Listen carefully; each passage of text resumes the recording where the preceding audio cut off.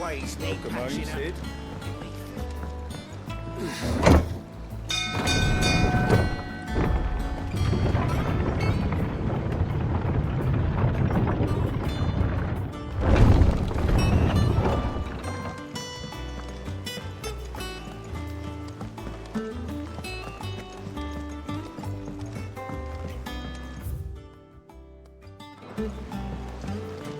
We're seeing troops amassing at every border crossing. Clive, you're back. I am. And with glad tidings for once. Hugo Kupka is no more. Well, I'll be. All of our comrades who lost their lives back at Sid's place be smiling down at you right now. We had a stolus from Lubor saying Drake's fang had fallen. I expect that was your doing as well, was it? It's a long story. One for the history books, I'll bet. Welcome home, Clive. It's good to be back. You look better. I feel it. Which means I'm coming on your next little adventure. You're not leaving me behind again. Wouldn't dream of it. Otto, any word on the Royalist movements since I've been away? Shouldn't you be putting your feet up? If you really want to know, go and have a word with Vivian. Thank you. I will.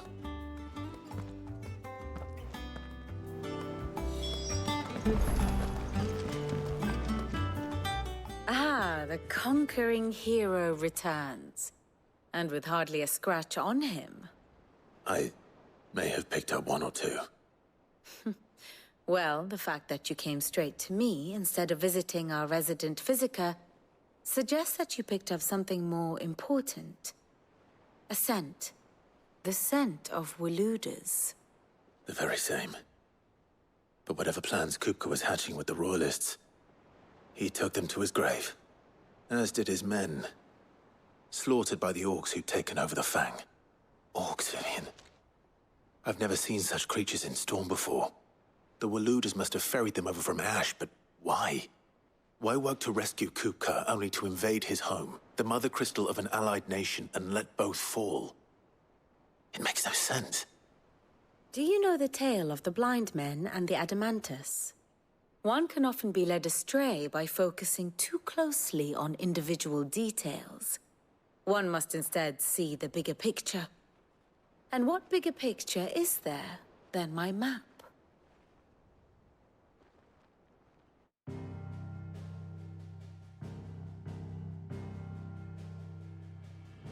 The Kingdom of Waloed claims dominion over all of Ash.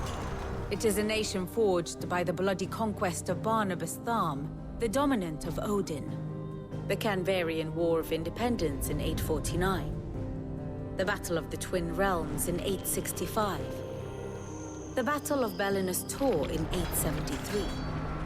Wheresoever his armies fought, Odin was found where the fighting was fiercest. But of late, the warrior king appears to have laid his sword to rest. Battle rages for control of the crystalline dominion. Yet Tharm sends not a single ship in support of his Dhalmekian allies. Meanwhile, the Blight ravages great swathes of Ash. Yet warlike Waloed shows not the faintest interest in laying claim to untouched lands. So why go to the trouble of sending an army of orcs into the heart of Drake's Fang, only to make no attempt to claim the Mother Crystal for Waloed? It can hardly be for lack of men. Tharm's armies rival any in the Twins. No. We have not seen the last of the Waluda standard. Odin will ride again. It is but a question of when. And on that day, who will be trampled underfoot?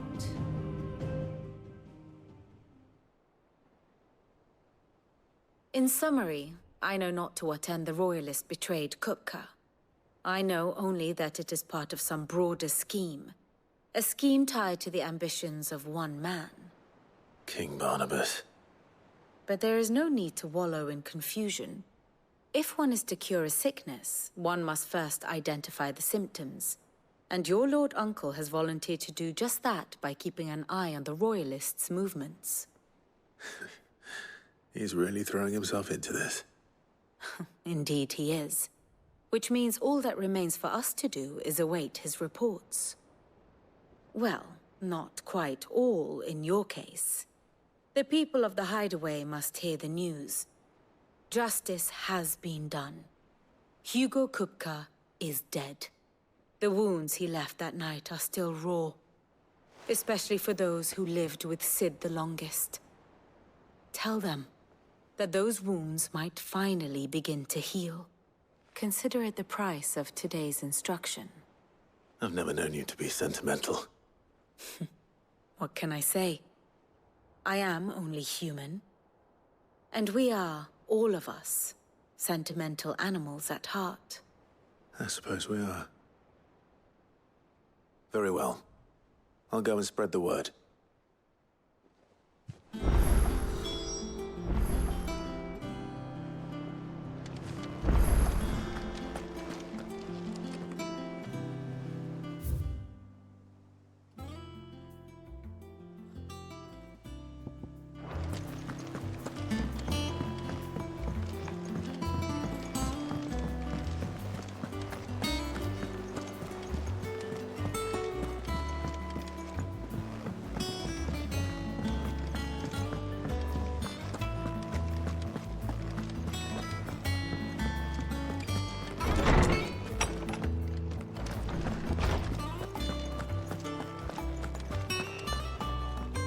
Ah, Clive.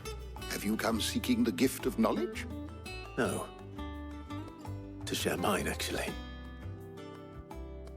Hugo Kupka is dead. Oh, my. Can it really be true? Look, he's crying. He is. The big baby. And with good reason, children. These are tears of joy. We must offer up a prayer to your parents that the heavens might weep with us.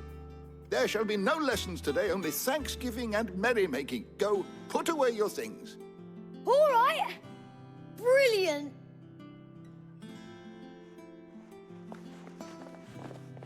Finally, a new dawn has broken. It has. Thank you, Clive. I cannot wait to share the good news. Hippocrates. After Kupka fell, Ultima came to me. I need to know what he is. Have you learned anything? Alas, no. And not for want of trying. I have scoured nigh every historical tome in our collection and found nothing. Not even the sort of conspicuous absence that might suggest a concealment of fact. One is almost tempted to conclude that such a creature never existed. But I saw him. With my own eyes. I don't doubt that you did. Alas, it seems you are the only one who has. To others, he reveals naught. We see only that which he leaves in his wake, like some terrible force of nature beyond the ken of mortal man. A bringer of death. Whether the Ultima you met with was the being itself, or merely another projection of its power, I know not. But until I do, my investigations shall continue. Thank you. It means a lot.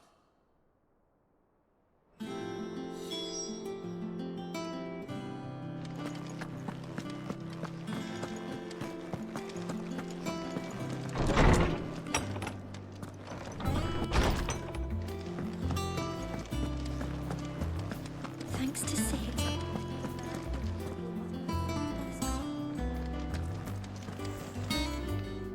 Well, someone looks pleased with himself. It's true what I'm hearing, then. Nothing escapes you, Lady Karen. It's true. Kupka is dead. No more looking over our shoulders, then. Good. I'm starting to get a crick in my neck. Don't let it go to your head, though.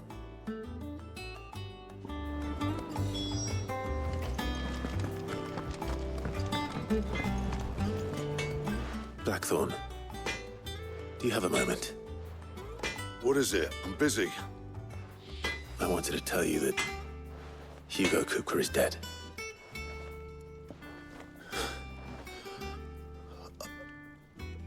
I can't tell you how long I've been waiting to hear those words. This is it then. A new beginning under a new Sid.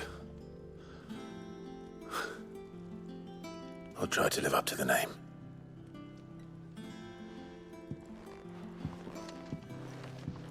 Right. Let's see if Otto has anything else for me. I heard what you told Nan about Kupka. Hopefully all our old friends can rest easy now.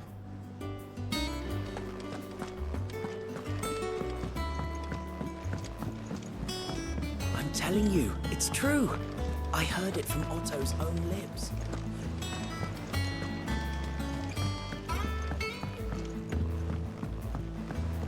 We're seeing troops amassing at every border crossing. You barely sat down since you came home. Vivian got you running errands or something? Just spreading the word.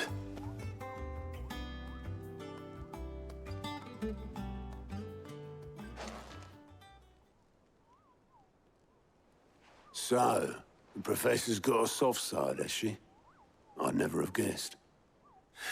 No. She was right, though. Everyone was glad to hear the news. Ah, but you ain't told everyone. I can think of plenty of friends back at the old hideaway who'd sleep more peacefully for knowing. Not least of all Sid. You should tell him. You're right. I should. And I will. Well, when you do, be sure to take Mid with you. She's been going at it hammer and tongs down in that workshop of hers, trying to do her father proud. I can't remember the last time she visited the old sod's grave. Very well.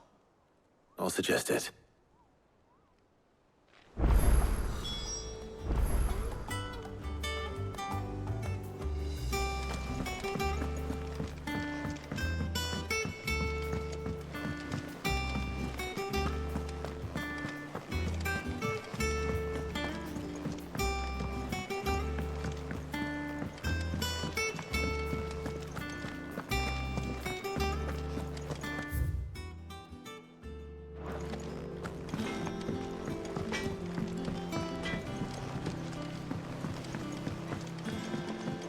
I went up to give some greens to the chocolate.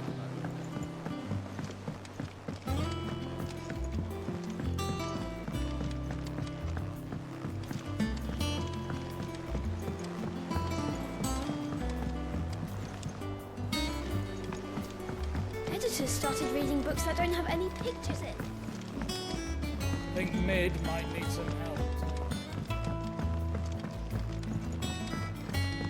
If I don't come up with something soon. All right, Clive? What do you want? I'm going to visit Sid, and I thought you might like to come with me. Sorry, I'm too busy for all that right now. I've got to get this thermal displacement stack sorted. Thermal... Displacement stack. Here. And this is for... Only the fastest, finest ship the world has ever seen. The Enterprise. Me and my dad designed it together. Where other vessels rely on the fickle winds to drive them through the water, ours is fitted with mithril engines. And those things have got more push than a behemoth in a bad mood, and more heat than all the hells put together. Which is where the stack comes in. I may have already talked some tight-lipped shipwrights into putting the hull together for me in a little dockyard in Canva. But the stack's a bit more involved, so I'm building it here. Thing is, It's so involved that I'm running behind and it's starting to hold things up over at the shipyard. I'll come and see my dad, though, when I'm done. Whenever that is. Is there anything I can do to help? Good old Clive. I were hoping you'd say that. First things first, I need some parts meching. The sack will be made up of 3 major components. There's the plating, here, that channels hot vapors away from the engine. The helm over the top, that disperses all that heat into the air. And the shielding around the sides. That stops the rest of the ship from going up in flames. A full suit of armor, then? Probably best to take it one piece at a time. Then you'll need to start with the plating. Everything else fits onto it. I've got the designs and the list of materials here. Show these to Blackthorn. He'll know what to do. I can't make head nor tail of them. Luckily, you don't need to.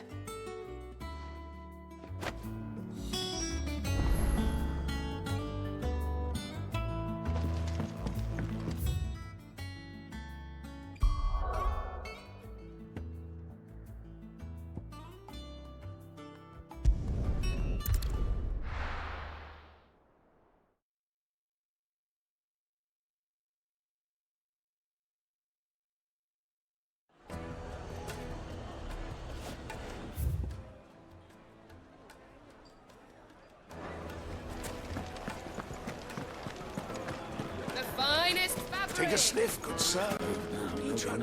Gone, just like that. And without so much as a by your leave. What's the matter? It's my apprentice. He up and vanished while my back was turned. I'd go and look for him myself, but I've got a bakery to run. A bakery that's now short 1 pair of hands. Loath though I am to rely on the kindness of strangers, I'm at a loss. Please, will you see if you can find him? I'll see what I can do. Do you know where he might have gone? I wouldn't be surprised if he was off somewhere mooning at Drake's Fang. He used to work there, you see. Poor fool left his heart in its hollow. All right. Then that's where I'll start.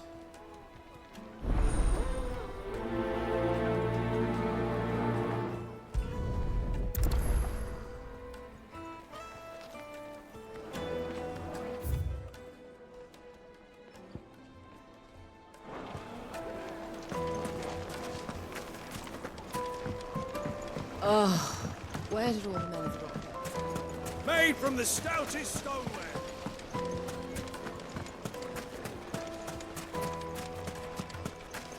No, I'm telling you, it's gone.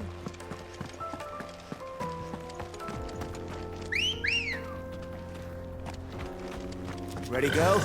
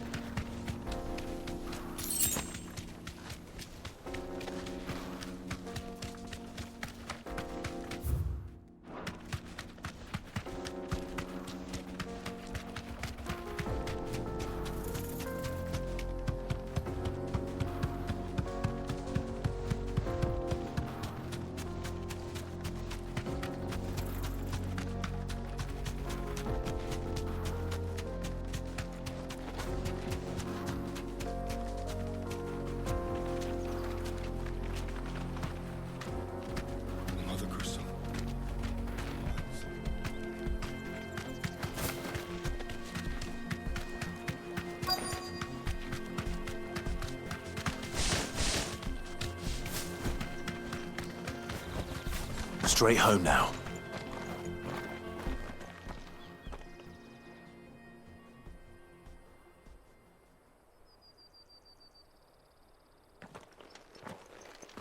Excuse me.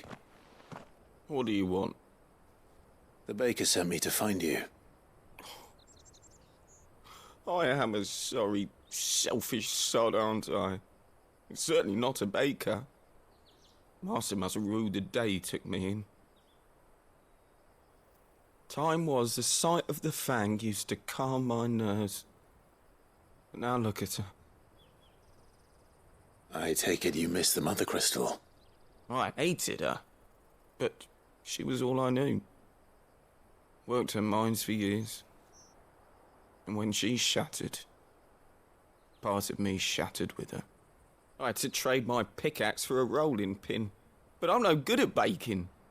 Every loaf I touch collapses. My bread's as hollow as I am. She was the only thing that could fill the hole inside me. Oh, I loved her, damn it. But now she's gone. She's never coming back. What am I supposed to do? I ask her. How does a shell of a man learn to live again?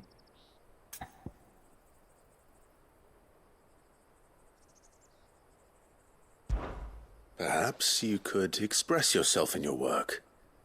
If you miss the Fang, maybe you could recapture it somehow. Recapture it? I'm a baker, not a... You know, you might just be right. What a fool I've been! I have to get back to the bakery right away. Thank you. Thank you, my friend. You've opened my eyes. Wait.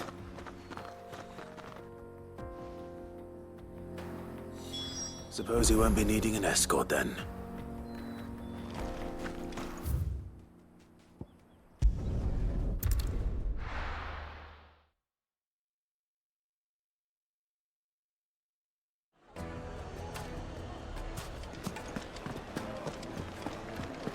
The finest fabric! The most fragrant herbs and spices. Ah, there you are. The man who lit a fire under my wayward apprentice. Though I worry you might have stoked the flames a little too high. He damn near ran me down trying to get to my oven. Master, it's ready. Behold the Drake's Balm. A truly unique creation. I dare say it is. Just look at it. A perfect likeness of the Fang herself. Her steepled peaks, her fulsome spurs, her inviting hollow. True, my loaves collapse more often than not, but what's the Fang without her crater? Why, no Fang at all. And look, inside. She's filled to bursting with a bounty of beautiful crystals. Salt crystals! Master, I have found my purpose. I must use my work here to preserve the memory of the Fang. Well, if it tastes half as unique as it looks, I'd certainly say you're onto something. Not only is my apprentice back, but he's finally pulling his weight. With any luck, I might even have a new delicacy on my hands. I don't know how you did it, but you have my thanks.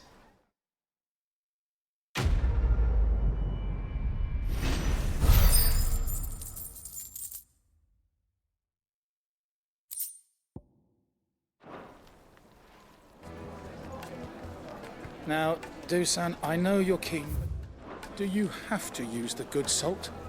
Leave some for the rest of us. Sorry, Master. I'll go and get some more later.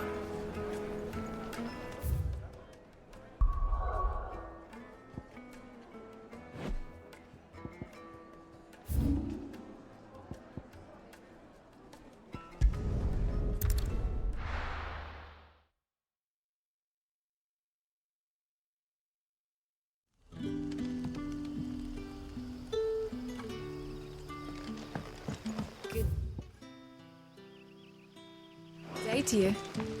Sid.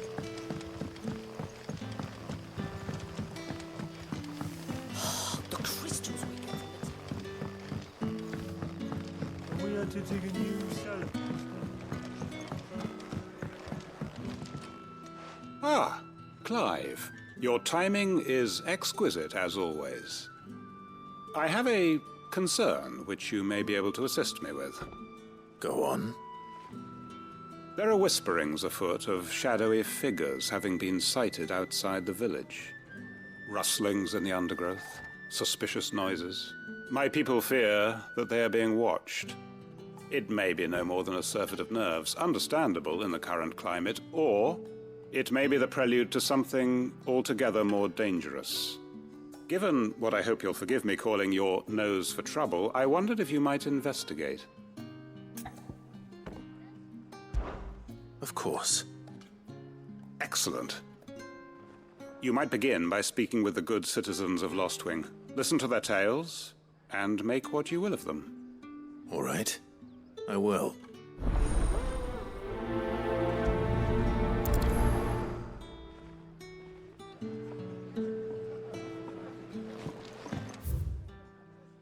Hello, Sid. Right. Let's see what the people of the village have to say.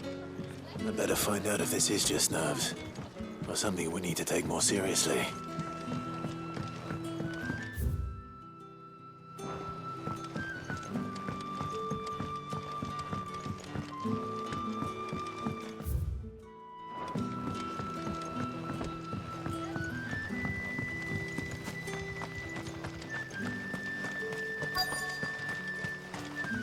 Word is, the Black Shields took a hiding at the hands of... Excuse me. Quentin mentioned strange figures having been sighted near the village. Have you seen anything? Nah, not me, Gov. I heard the rumours, though. I'm here most days, right next to the gate, and I ain't seen nothing out of the ordinary. Don't worry. Any shady characters try and slip into town this way, and I'll soon come running. And shouting, most likely. All right. Thank you.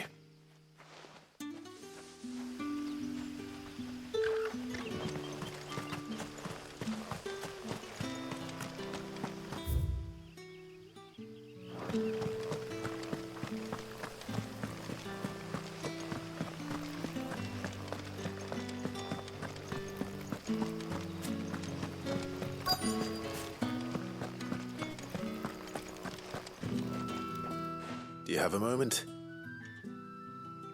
There's talk of suspicious figures in the woods.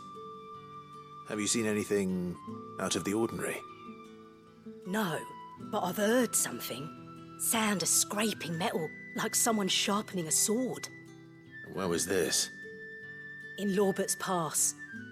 Was out foraging for herbs when I heard it, screeching out from between the trees. Ran back here as quick as my legs would carry me, and I ain't been back since. I see.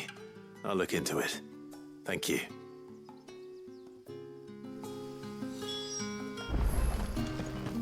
Seems Lorbert's Pass is our best bet then. What do you say, Torgal? Shall we go and investigate?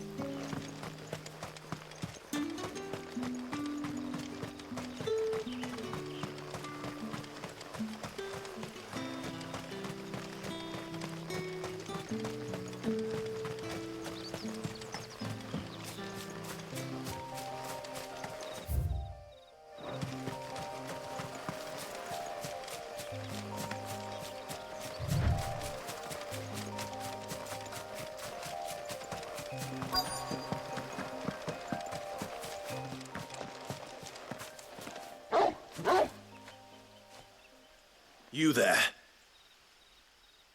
Fuck! He's seen us. Get them before they escape! Black Shields. Here. What the hell are you doing here? What is it to you? Not that we give a damn. All that matters to us is that you don't leave here alive.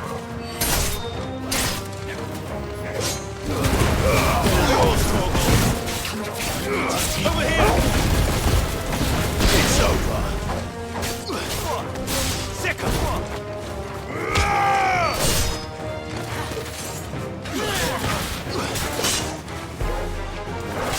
to me, boy.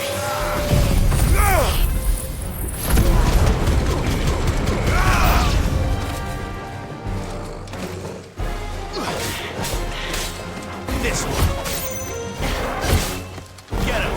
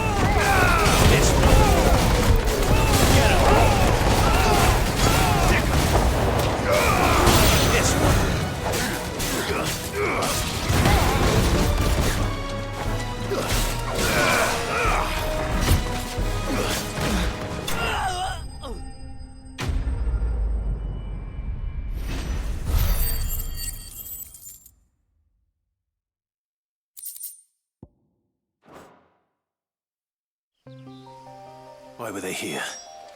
Were they planning an attack on Lostwing?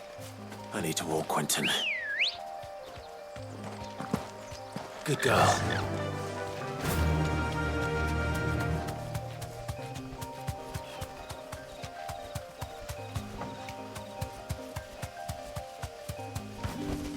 That'll do, girl.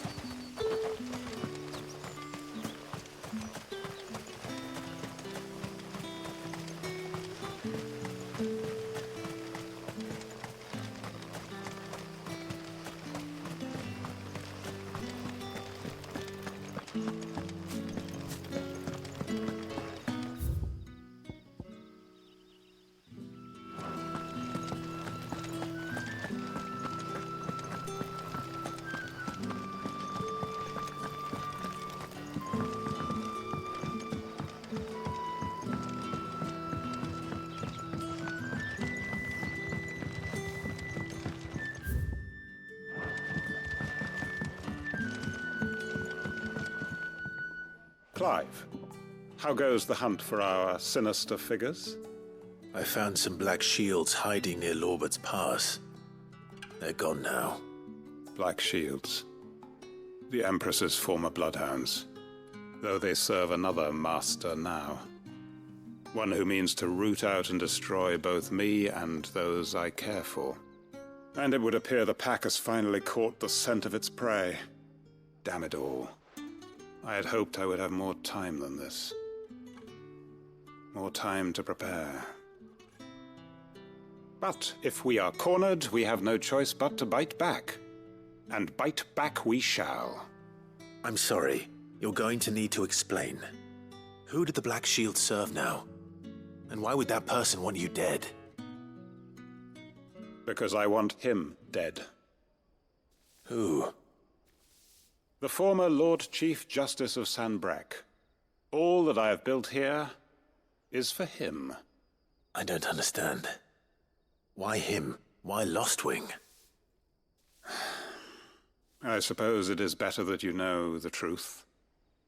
I was a member of the judiciary once. So sickened was I by the injustice of this world, I swore to fight it. And fight it I did in my own small way. I saw more than a few corrupt officials condemned to the very cells into which they had thrown blameless innocents. Men to whom the law was but a scourge to turn against the powerless. And throughout, it was the Lord Chief Justice who backed me, who was my one true ally in the quest to see justice done. So what changed? I discovered that he hunted bearers for sport. I was a fool to think he shared my hatred of venality and vice. His support for me was no more than a facade, a means of ridding himself of his rivals, a mask to hide the rot beneath. I filed suit against him immediately. His response, however, was rather more visceral. He had my entire family slaughtered. And he faced no punishment whatsoever. I lost everything. My loved ones, my livelihood, my position, the faith I had once held that any modicum of justice might be achieved through the courts. So I set about enacting my own. I tracked down every soul who served him, and slit their throats myself. But the man himself proved an altogether more difficult target. With money and power come protection. And so I saw that I would need an army of my own. I came here to Lostwing and began recruiting like-minded individuals. And everyone here knows this is why you do what you do. Of course. They too have lost loved ones to the bearer hunts. Seen faultless friends sent to the gallows to spare the guilty. All under the watchful eye of the Lord Chief Justice. Our wounds are the same. And our cause is the same. We are comrades. And our revenge is already in motion. We know where he hides, how numerous and well-trained his guard. What we did not know until now, however, was that his plans may already be in motion too. Quentin. Our time is short. He may move against us at any moment, unless we move against him first. My friends and comrades, it begins. Make ready for war.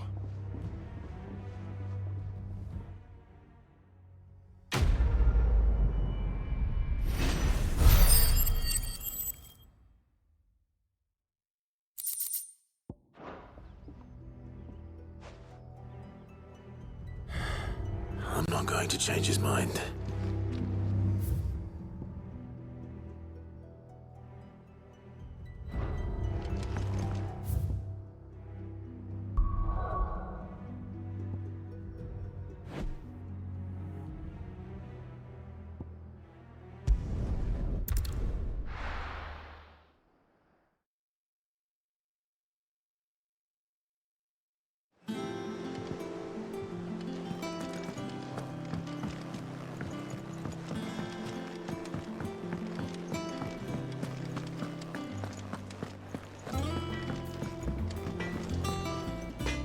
Blackthorn, can I ask a favor?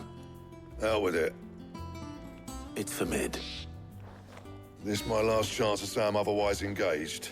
Spare myself the arseache. Go on then. What is it this time? She said you would know. Here.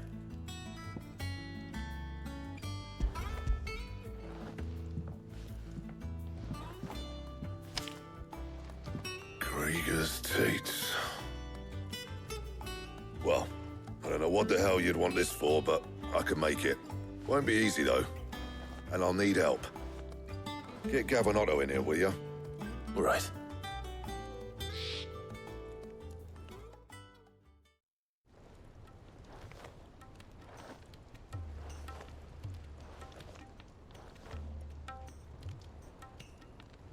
So Mid's roped us all in here again, has she? Typical. Still, if that's what it takes to get her to visit Sid's grave, I'll do what I can. And, what is it we need to do, exactly? Take a look at this. It's this plating. The usual sword grade steel won't work. We need something that can get very hot, very fast, and still keep its shape. That means an alloy. Something that won't break or buckle at the temperatures she's talking about. Which is where you lot come in. I need materials, and I've got my work cut out already. You'll have to fetch them. Now, there's a special kind of sand I'm after that you can only find out in the Valcroy. Stardust, they call it. As for the rest of the stuff, my usual supply should have it in stock. It just needs buying and bringing back here. Well, we'll get it done quicker if we split up. One of us should probably give you an hand coat in the sand. And the other can go and get the rest from this supplier. Right then. Well, make your minds up who's going where, we can get this over with.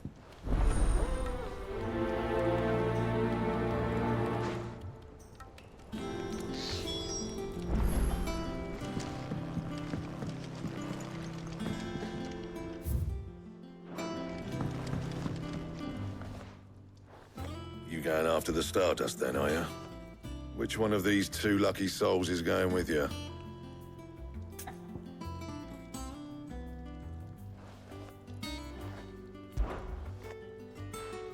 Otto, you're with me.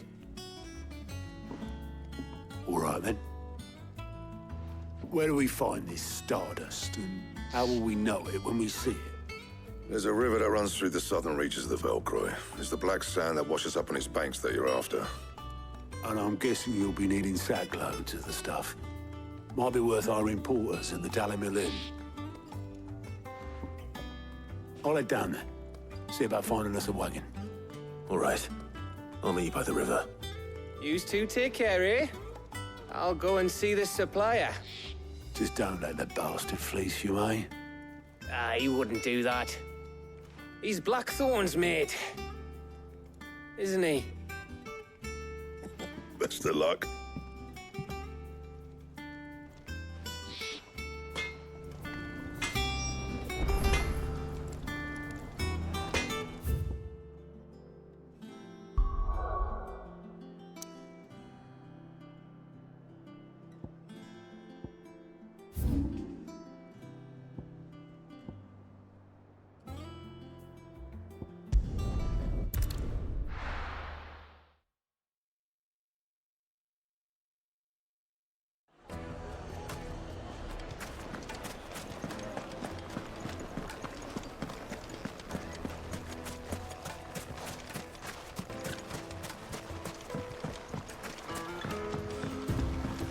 Looks like I found the river.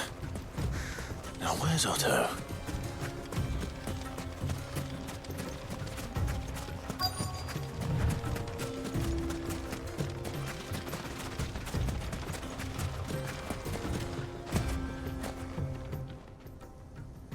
Otto, sorry I'm late. Oh, Clive. I had a quick scout about, and I reckon this area's our best bet. Seems Blackthorn's the only one who thinks smithing with this Stardust stuff's a good idea. It's just lying here, waiting for any old fool to fill his boots. But unlike any old fool, you thought to bring a wagon. Well spotted. Now get filling.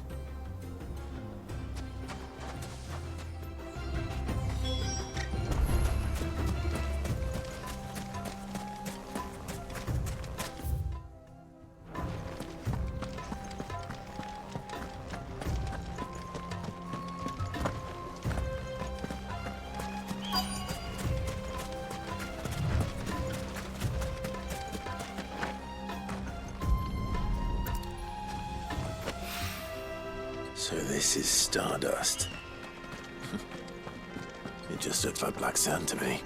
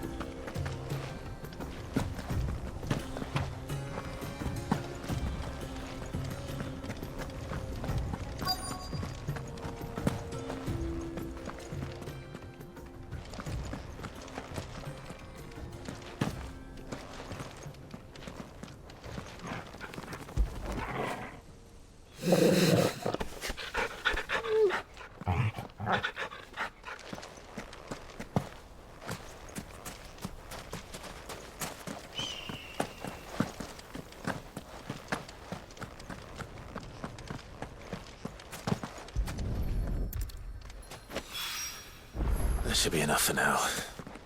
Let's see how Otto's getting on.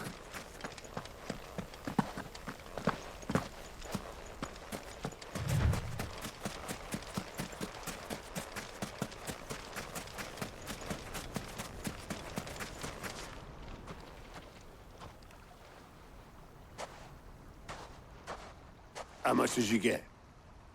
Enough. I hope.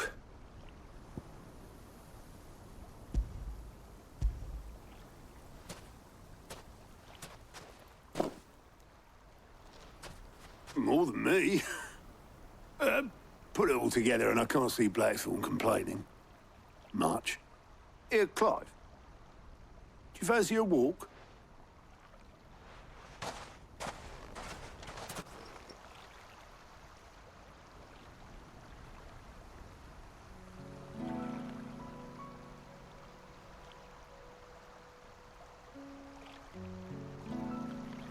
Sid will be proud. Of what? Of you, you idiot. The way you've carried on what he started. When we first met, I had you down as a spoilt little puppy who enjoyed nothing more than biting the hand that fed you. But 5 years on, you're the one doing the feeding.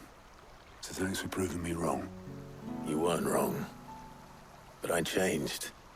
Thanks to Sid. And thanks to you. When I suggested taking on his name, you were the first to back me. And if you hadn't, no one else would have. I couldn't have done any of this without you, Otto. Don't give over. You're making me blush. All I did was choose hope over despair. I gave you a chance, yes, but you're the one who took it. You took a rabble of homeless, hopeless outcasts and put them back on their feet. Gave them something worth fighting for, just like the old Cid did.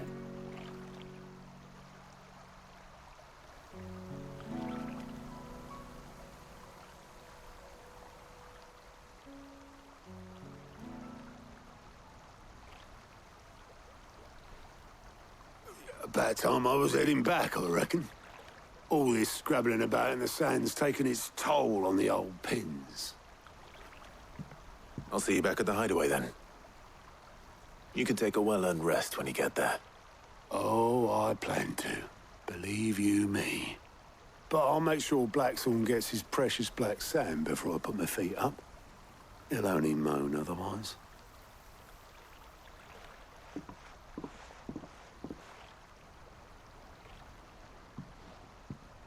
Right. Ready to go home, boy?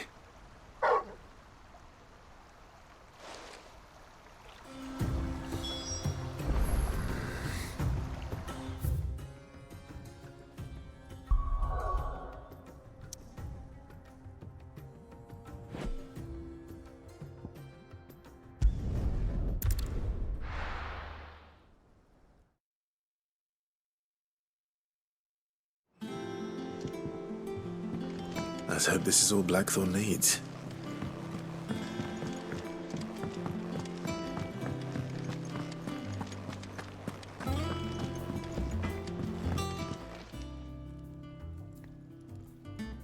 Blackthorn, got everything you need? Yeah. Yeah, I do. Cheers for the stardust. Should be enough to be getting on with. Nice to get out and about for once. Let's do it again sometime, eh? I'll make a start on putting this thermal plating together then. It'll take some time, mind. So if you've got other things to be getting on with, I could do without you breathing down my neck. Thank you, Blackthorn. I'll let Mid know construction's underway.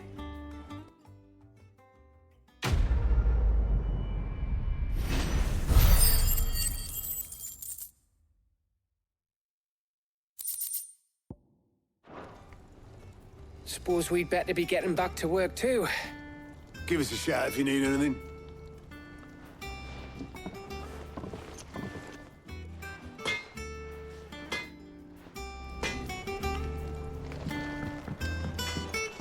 He cracked the crystal too? You're joking.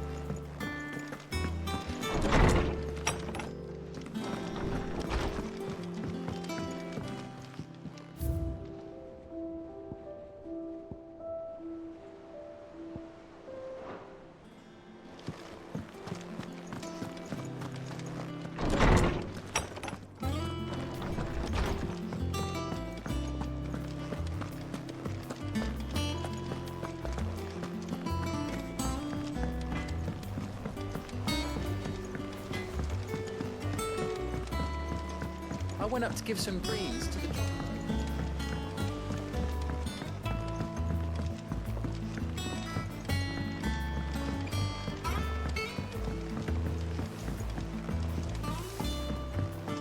Mid hasn't been. Editors started reading books that don't have any pictures in.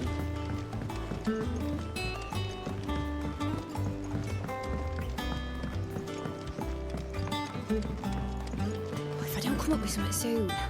You'll be pleased to hear that Blackthorn's started work on the plating. Excellent. 1 down, 2 to go. So, what's next? The helm, of course. For this, we'll be repurposing fallen scrap. Salvage from the ruins? I thought that material was all but impossible to work. Ah, but we don't have to. I'm sorry. Just so happens there's one particular ruin that's broken into exactly the right shape and size pieces for what we need. What's the name back there? I'll give you all the details. What's her name? Right.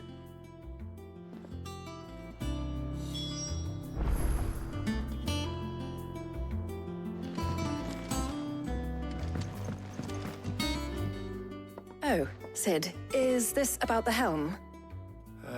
Yes. Mid said I should speak with you. I'll show you the plans then. Here you see the mithril engine, in which mithril is burned to generate heat. That heat is then harnessed to produce motive force. Excess heat is dealt with by means of the thermal displacement stack, which disperses it into the surrounding air. Now, were we to rely on thermal plating alone to achieve this effect, the rate of excess heat buildup would far exceed the displacement coefficient of the plating. In other words, the reactor would overheat and eventually explode. This is where the helm comes in. It connects to the plating, you see, and serves as a sort of thermal sink to absorb all that excess energy. Our experiments have shown that fallen ceramics are remarkably thermophilic. They can withstand and absorb levels of heat far above anything we are able to make today. And not only that, they're also waterproof and immune to rust, making them the perfect material for our protective hood. Why, if sea or rainwater were to enter the reactor proper, it would vaporize instantly. The forces produced would tear the ship from stern to... You can stop there. I understand. Mid said we might be able to use parts of a fallen ruin. Where would I find it? Ah, yes. It's in Lorbert's Pass, near Lostwing. The thing is, well, I probably should have arranged to have the pieces we need brought here sooner. You see, a certain unwanted visitor has taken up residence there. It's no longer a matter of just walking in and taking them. It's, going to be considerably more dangerous than that. I see. Then I suppose I'd better deal with this unwanted visitor for you. Would that help? Oh, very much. Thank you, Sid. I'll gather my team and head there right away. We'll meet you outside the ruins.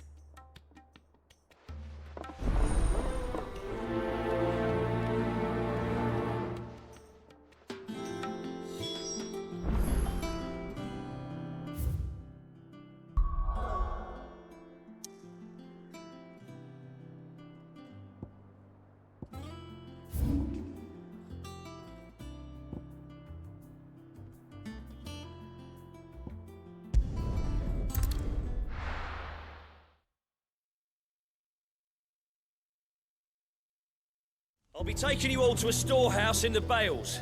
Leave anything you don't need behind.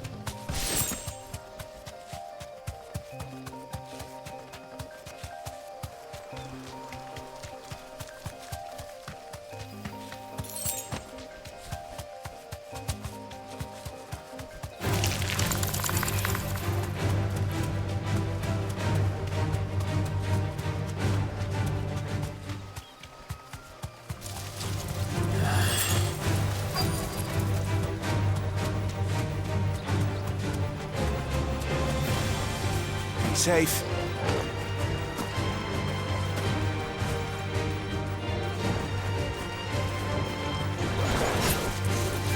This one. Stay down.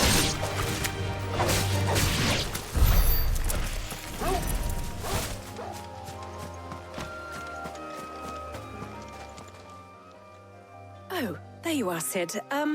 Thanks so much for coming. The, ruins are just over there, as is the creature I told you about, I'd imagine. Would you mind? Of course. I'll be right back.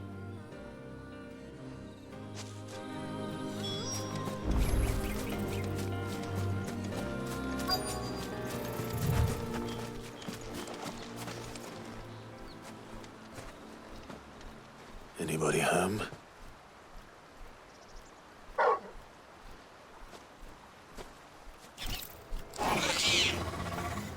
This must be our unwanted visitor. Time to go.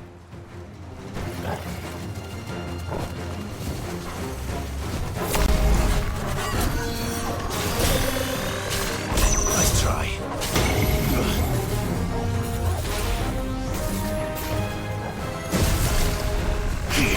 Too slow.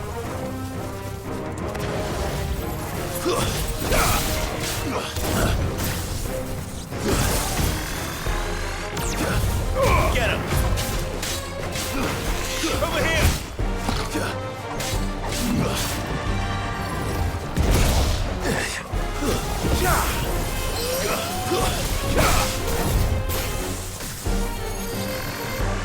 Too slow.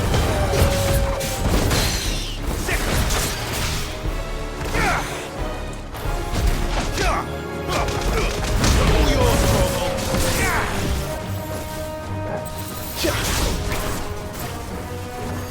Nice try.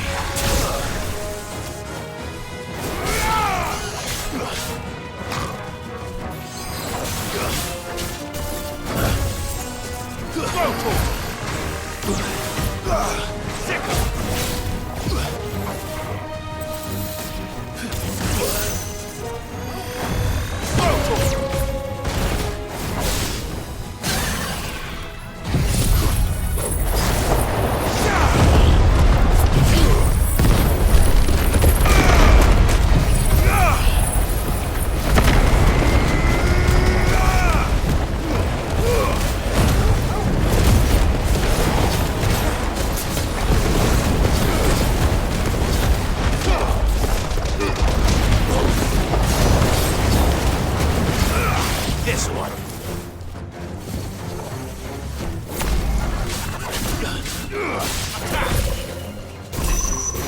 Nice try.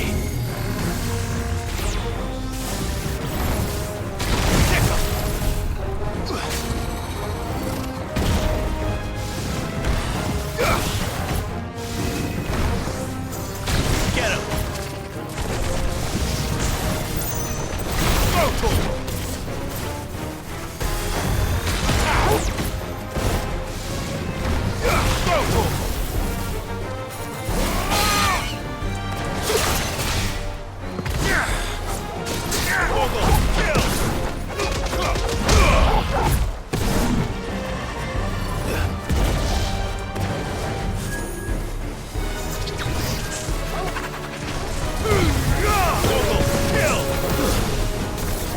Nice try.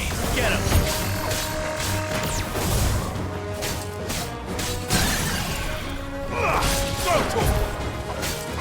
Farewell.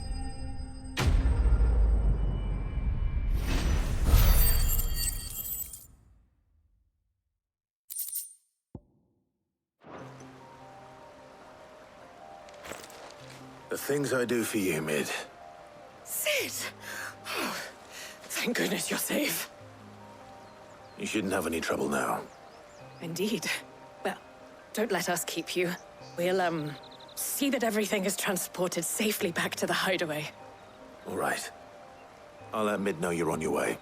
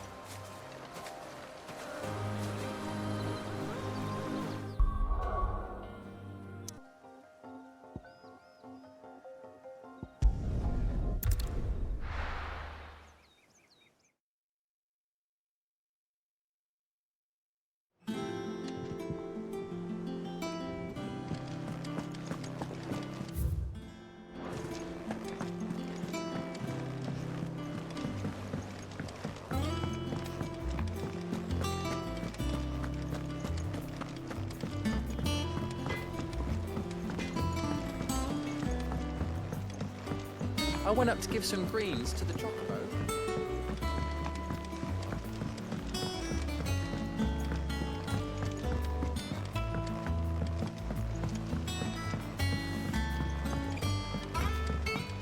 It hasn't been. Editors started reading books that don't have any pictures in.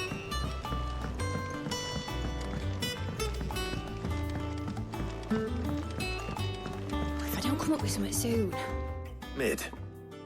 Helena has recovered the material for the helm. She'll be along shortly. Excellent. Another job well done.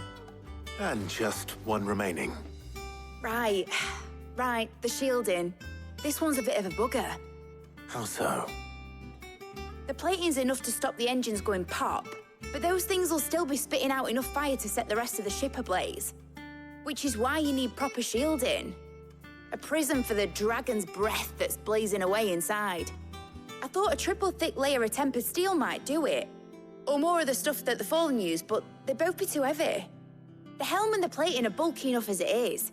Add any more weight and the whole ship would be at the bottom of the briny before we'd even started. I need something light. But I've racked my brains and I just can't think what would do it. Well, if I were in need of obscure knowledge, I know whose counsel I would seek. Harpocrates. Tomes? Yeah, well, I'd thought of that, obviously. I've got all the details written down here. Can you take this to him, see what he makes of it? Right away.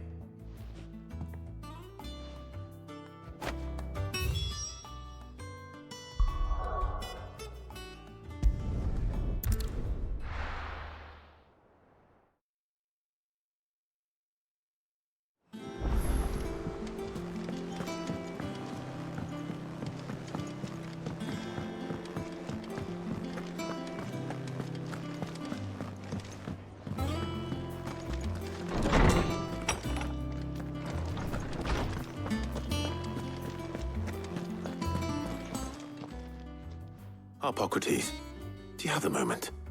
For you, Clive, always. Well, actually, it's for Mid this time. Could you take a look at this?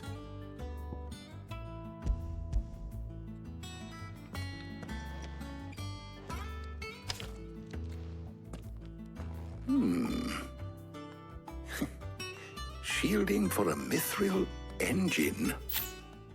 Whatever will that girl think of next? And what are these notes around the edges? She has some specific requirements for the materials. The shielding needs to be able to resist extreme heat on the inside, and yet remain cool enough on the outside not to set the ship alight, while also being light enough not to sink it. As you can imagine, she's struggling to find anything that meets her needs. I see. I wondered if you might know of a solution, or if you might be able to search the records for one. Perhaps it is not a different material she requires, but a different approach. What do you mean? Consider the lake we have made our home. Its blighted waters eat away far more quickly than fresh water or even brine, at timber and steel alike. And yet, we have made a home here from those very materials nonetheless. We have. But Bardolph must varnish every board twice over to keep it from rotting. And Obelisk complains that without a constant supply of pitch. I see. Early Gregorian histories speak of a preparation known as moon dew. It is said to be able to resist even the most ferocious flames. Before the dragoons tamed the worms and wyverns of the realm, nobles would daub their castle walls with it in order to guard against dragonfire. So if we could recreate it... It might be applied to some material or other in order to provide the protection Mid requires. As to how best to apply it and to what material, perhaps Bardolph and Obelisk might be of assistance. I shall speak to them and see what wisdom they might have to offer. If you would be so kind as to procure the necessary ingredients, I shall discuss the specifics of how it might be most effectively put to use with our two friends. The knowledge of the past may yet prove useful to we of the modern era. Thank you, Harpocrates. And since you're asking others to help you, perhaps I should too.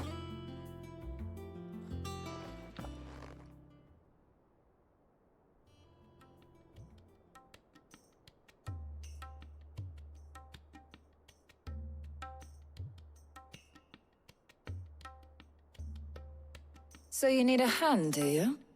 We do. I'll be heading to market for the ingredients we need. I could do with some help. And some company, too. The other can assist me in researching how best to prepare the shielding itself. Can we count on your aid? Always. Well, if Jill's game. Thank you. I am sure either of these fine young minds would prove indispensable in my research. I leave the decision as to who will go with whom in your capable hands, Clive.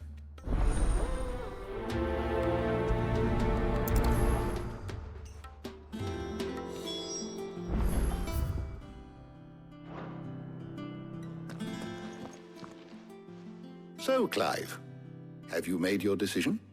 Who will accompany you on your little excursion?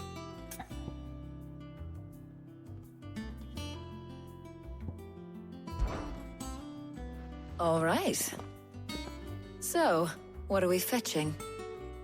I have taken the liberty of preparing a list. Here. Garlic? Conch shells? Are you sure this is the right list? Looks like the ingredients for someone's supper. Though these items may seem mundane, they have potent effects that are rarely exploited, effects for which they were once highly prized. So much so, in fact, that they were harvested almost to extinction, hence moon dews having fallen from favor. Now, of course, they can be obtained with ease. You should be able to find everything you need at the market in Northreach. Well, isn't that convenient? I was hoping to be able to make a trip over that way sometime soon. Need to speak to an old acquaintance. I'll meet you there. All right. Stay safe. See you later, Clive. Good luck with your research.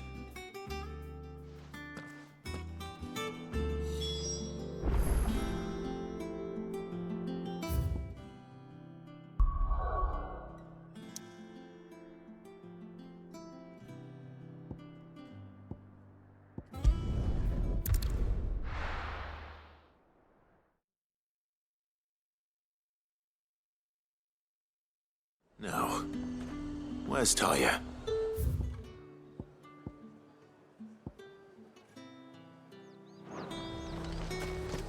Keep them pilchards nice and chilled. Need to stock up on these. There you are, Talia. Ah, and there you are. We shouldn't have any problems finding what we need in a place like this. But if time is of the essence, perhaps we should split up. Take a few items each. All right. What shall I look for? Let's see now. Why don't you take the garlic and the pepio nuts? Meet me by the gate when you've got them.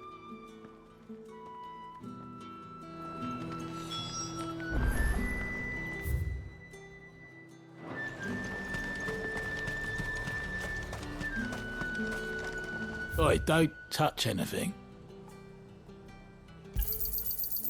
If that's what you want.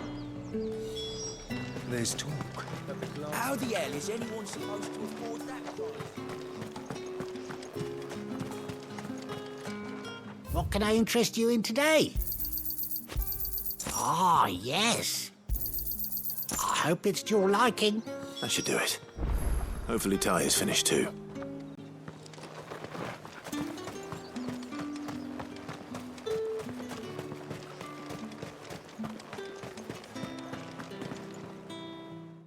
Well, did you find everything? I did. Here.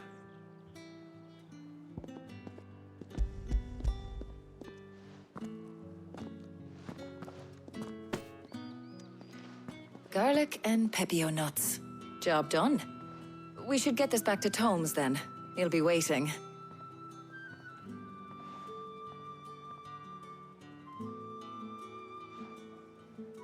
But we're not in too much of a rush, are we? Quick chat.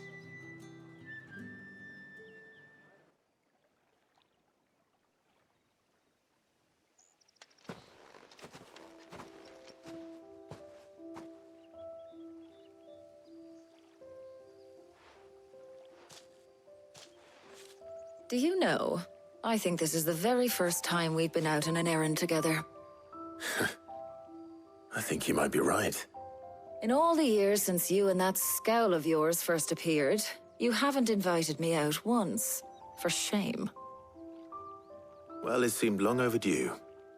And you did say you had some shopping to do. I was hoping to restock my supplies of herbs and liniment, yes. You and Jill alone burned through them like wildfire. No luck, though. My usual supplier's not here, and I refuse to pay the prices these gougers charge. I'll ask Karen when we get back. What is it? Oh, just memories. I came here with Sid once, shopping for supplies, just like today. And just like today, I came away empty-handed. Sid even said he'd speak to Karen for me when we got back. Has it really been 5 years? I remember it as if it was yesterday. Hold on. Does that mean it's been 5 years since we met? Feels a lot longer. It does. In a good way, of course. Thank you, Tyre. For what? For everything. I just want you to know that all you've done for us, all you still do, it's appreciated. Do you think I'd stick around if I thought it wasn't? But in the spirit of sharing and caring, you're appreciated too, by all of us.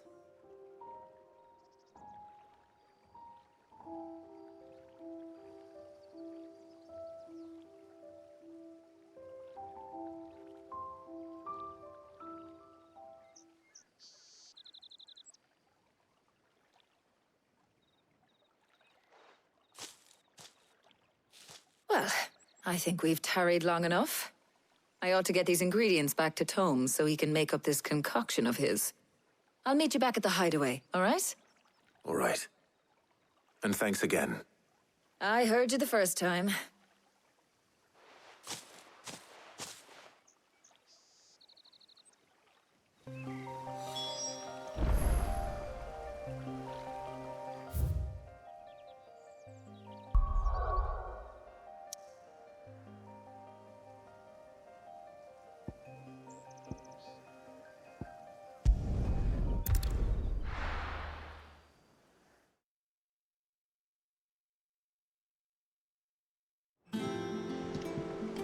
I wonder how Hippocrates is getting on with the moon dew.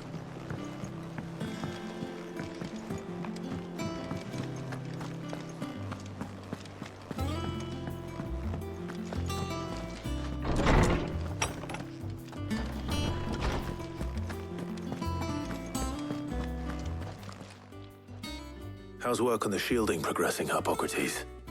Well, very well indeed. And thanks in no small part to your kind assistance. I was just explaining to Tarja how we might best go about preparing the moon dew. And now that we have all the ingredients, we may begin. You can count on me. I've mixed more than a few mysterious concoctions in my time. I'm sure you have. What about the shielding itself? Work is underway, under the watchful eyes of Bardolph and Obolus. Apparently, it'll be ready soon. Thank you. All of you. Right then. Jill, would you join me in the infirmary? Many hands make light work and all that. Of course.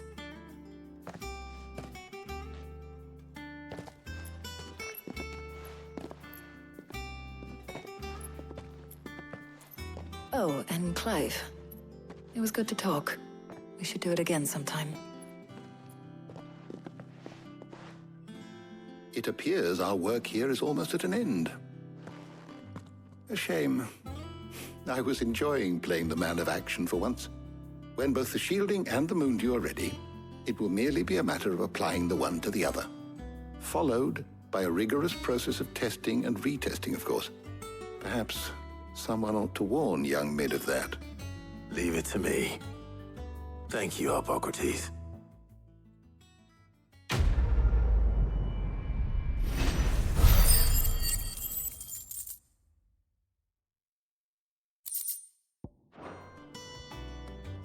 Well, I'd better go and give Mid the good news then.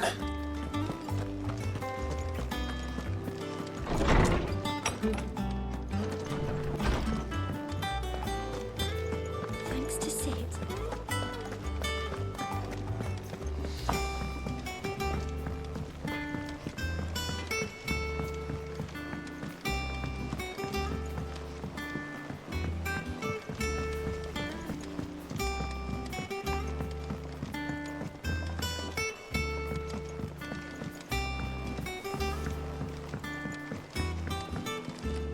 Mid hasn't been. Editors started reading books that don't have any pictures in.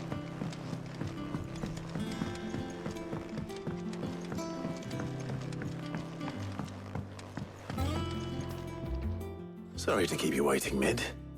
But you'll be pleased to know that work on the shielding is underway. You found something for it? In a manner of speaking, Hippocrates knew of a substance that's highly resistant to heat, a coating that should provide the protection you need. He's supervising the construction and testing of the shielding as we speak. Brilliant! I knew you wouldn't let me down. Don't thank me. I'm just the errand boy. Right then, better start working out how to bolt all these bits together. To the Black Hammer!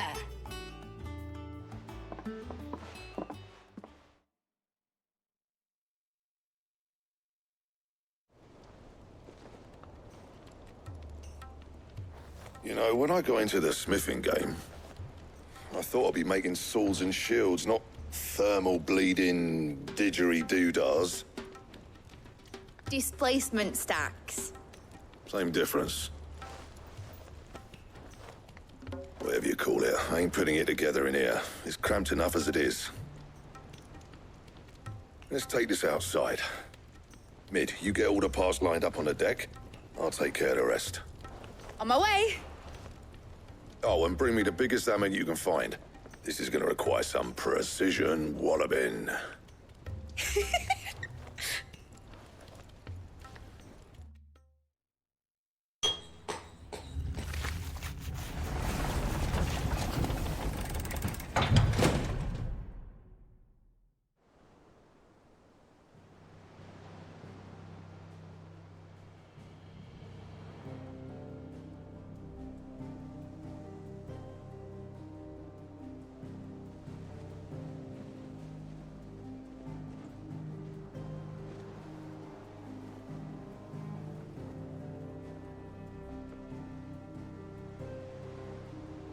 It's finished! It's finally finished! Thank fuck for that. I'll be feeling my hammer arm for weeks. Thank you, Clive, Blackthorn, everyone. That's one down and just 3 more to go. I'm sorry. Oh, didn't I tell you? The Enterprise has 4 mithril engines, and we'll be needing a displacement stack for each. You don't mean... Don't worry. Now they've got a finished one to work off, my gang in Canva can build the rest. Good luck to them, I say. Right, I'm off to get a sling for this elbow. Any other work comes in, keep it to yourselves, eh?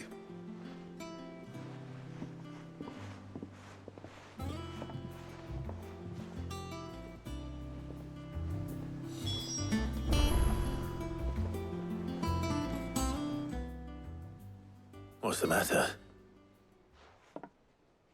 Nothing. Just daydreaming.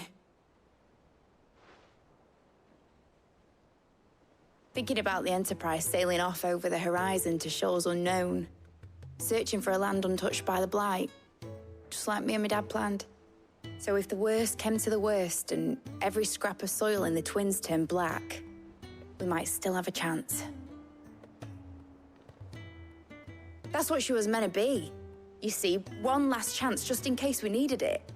But now she's so close to being finished, I've realized I don't want her to be that. I don't want her to be just a lifeboat for us to cling to if things get desperate. I want people to sail aboard her by choice, not from the lack of it. In a world where we're not just trying to survive, but where we can actually live. I'm working on that. And I'll do everything I can to get you what you want. Don't you always? All right. My mind's made up. As soon as the Enterprise is fit to sail, I'm putting her under your command. Sod our plans. I'm trusting in yours. Are you sure about this? Something tells me it's what my dad would have wanted. He'd be proud of you. You were gonna visit his grave, weren't you? I was. And you can come too now that your little project is finished. Right. There's just one thing I need to finish up first. Won't be a mo. All right. I'll let Otto know you're coming. Meet us in the mess when you're ready. Aye, aye, Captain.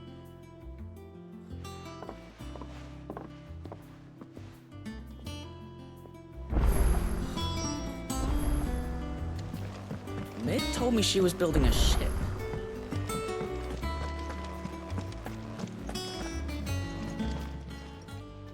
Oh, I wasn't expecting you back so soon.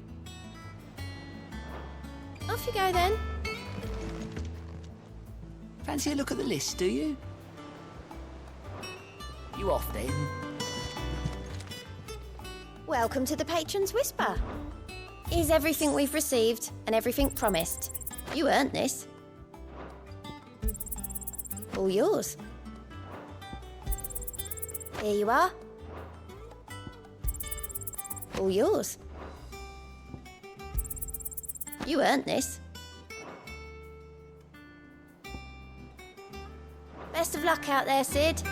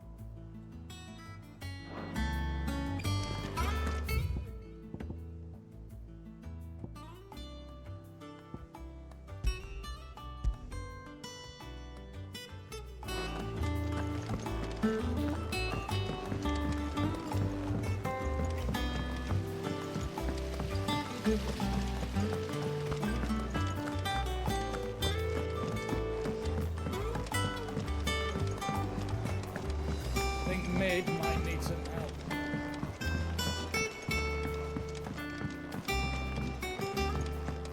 Well. Here, Sid. Reckon you might be just the man to help me out of a bit of bother, if you've a mind to. Let's hear it. Well, it's about this alembic the chief's got me making. Lovely bit of kit it is. Bung in a solution you want splitting, and it will separate it out, just like that. Problem is, it won't always get rid of all the impurities. And with some of the stuff we need it for, that ain't good enough. Which is why I've been looking for something to filter the liquid we'll be cooking off. And that's where I was hoping you could help me out. I imagine Ty could get some use out of this alembic too. Distilling medicines and the like. All right. Why not? Proper job! So what exactly do you need for this filter? Nothing but bomb ash'll do, says the chief. Gave me a sample she'd obtained from the university stores.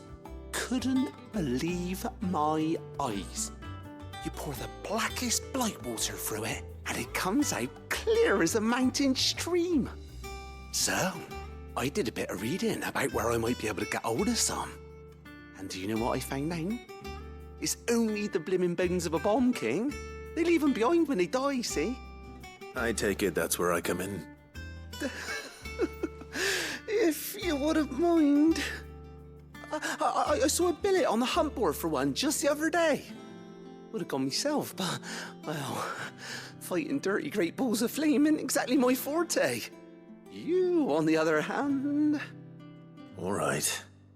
I'll see what I can do. Thank you kindly. And good hunting, eh?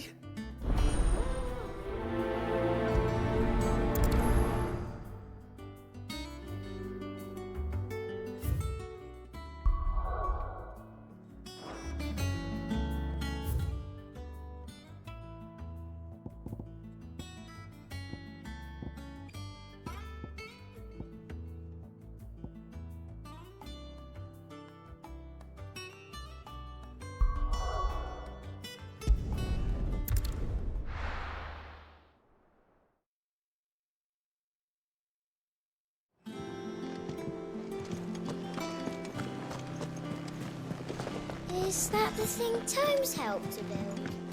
Mid told me she was building a ship.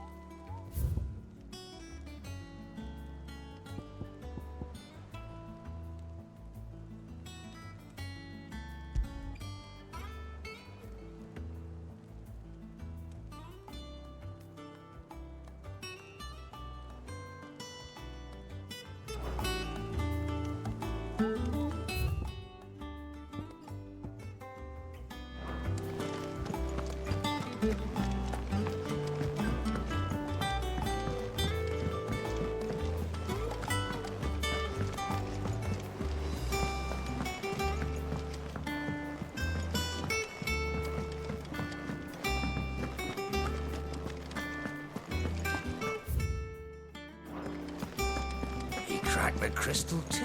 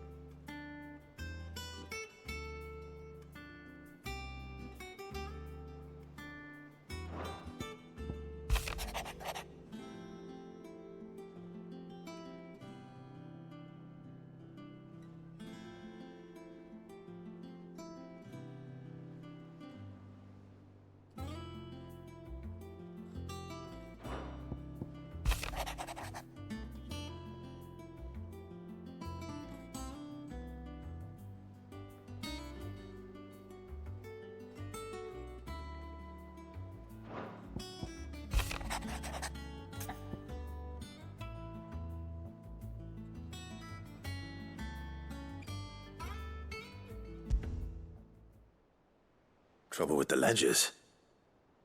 Shouldn't he be asking Otto for help?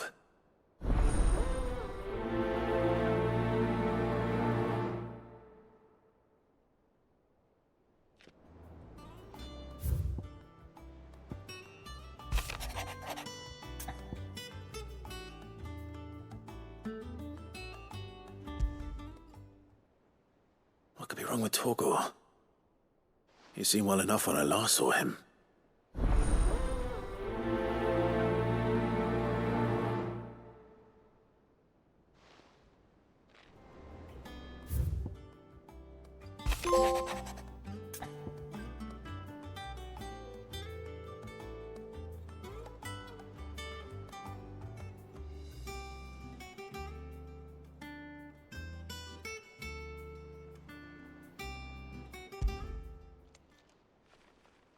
Hopefully it's nothing.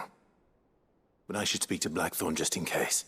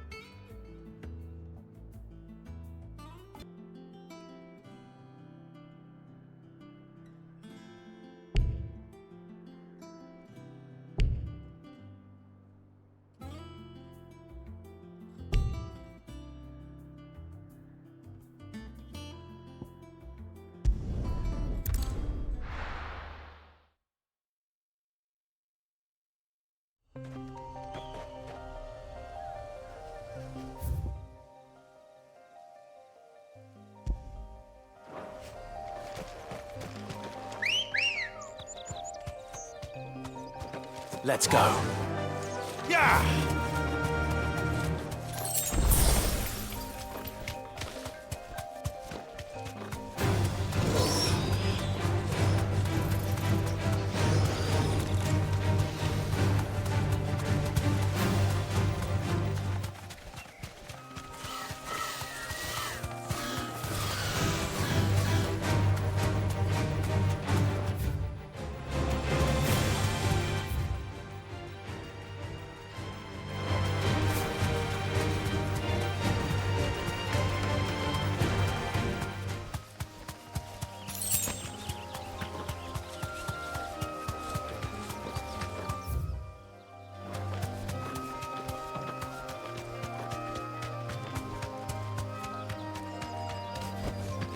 I can walk from here.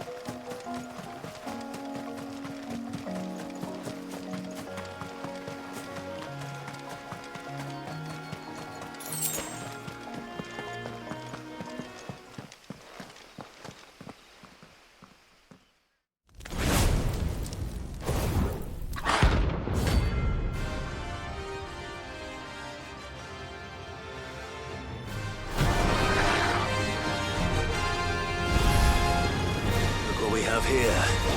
Greetings, Your Majesty.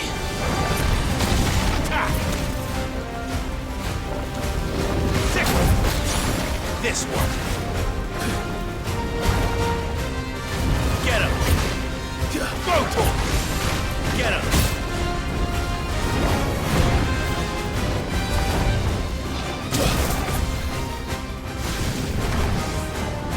Go to him. This one.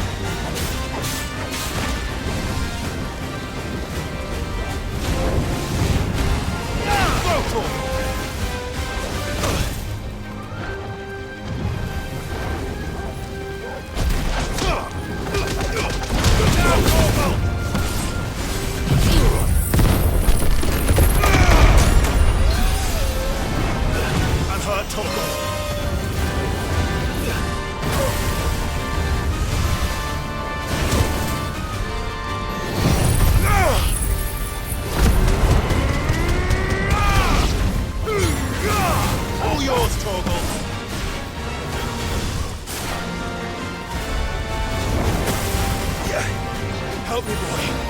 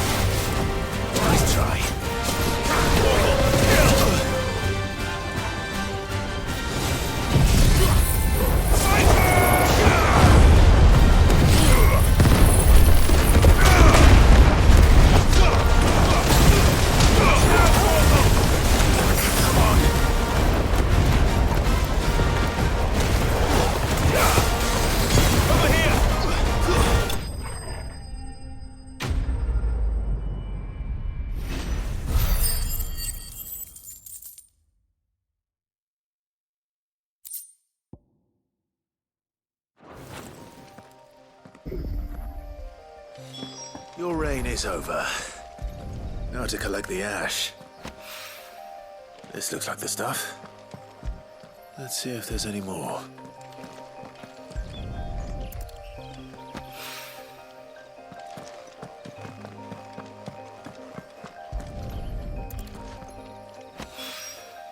That should do it. But why need more than this? He can fetch it himself.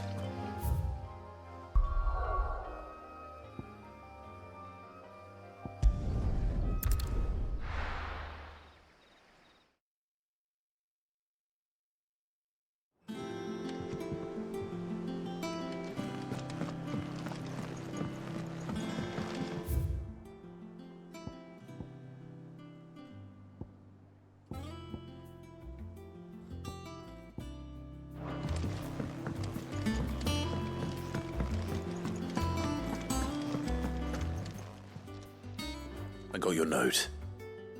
You think something's wrong with Torgal? So you can read. Congratulations. But I didn't say I were wrong with him. I said something weren't right. He's not been eating me treats. He used to love cracking the bones from Molly's boiled brown, but now he won't so much as look at them. Didn't like him. Which is why I'm of a mind that his mind's on something else. You've not been working him too hard, have you? No harder than usual.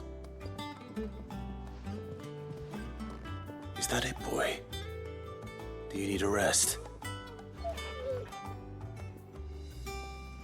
What was it you said he was? A frost wolf? That's what the lawsman seems to think. Then maybe this all has something to do with whatever it is that's woken inside him. I suppose things have been different since Rosalith. Perhaps Hippocrates knows something. Instead of everything, you mean? Perhaps.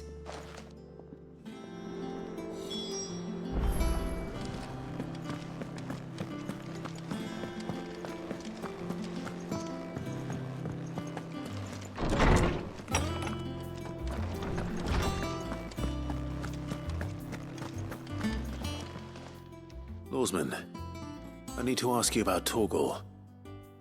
Something's not right with him. He isn't ill, is he? I don't think so.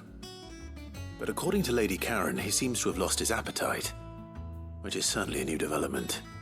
She says he's hardly been touching his bones of late, and she believes it may have something to do with what happened at Rosalith Castle. I rather think she might be right, though not about his appetite. All canids are instinctively inclined to crack open bones for the rich marrow that resides within, and I see no reason why a frost wolf should be any different. Accordingly, I suspect it is not a lack of appetite that afflicts Torgal, but a surfeit of it. If we assume that his newfound magics require additional nourishment to sustain, it may well be that the bones Lady Karen is accustomed to providing are no longer sufficient. Frost wolves, after all, habitually prey upon far larger animals, whose bones may yield altogether different nutrients. As to where one might find a suitable substitute, some antelopes that graze the meadows of eastern Rosaria have been known to grow to a size more than double that of their lesser cousins. I don't recall ever seeing any that large. And little wonder.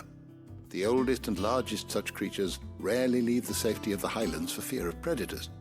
The last elder antelope sighting I recall hearing about took place near Cressida, and that was long before the village was abandoned.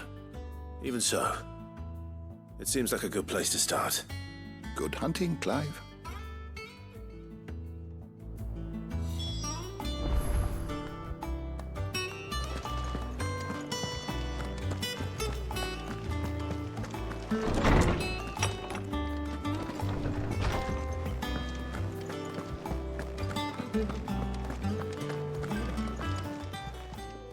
Well, don't just stand there gawping.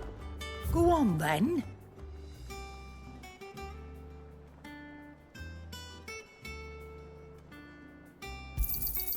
You're rubbing me blind, you know. It'd better all be here. You're rubbing me blind, you know.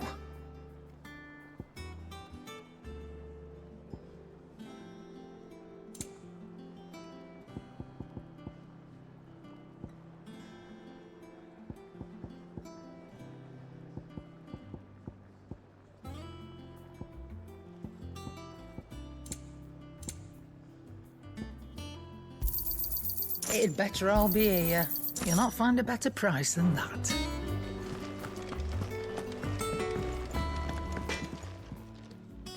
Blackthorn, you have a moment?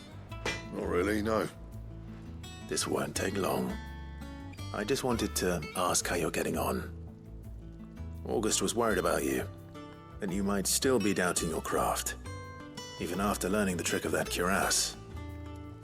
Is there something else weighing on your mind? Perhaps sharing your thoughts might help. That bastard's like a dog with a bone. Still, he's got a keen eye, I'll give him that. He's just, well, Karen showed me something. Something I've never seen before. And that was? A sword. An odd-looking thing with a single-edged blade. The metal itself wasn't anything to write home about, but fuck me.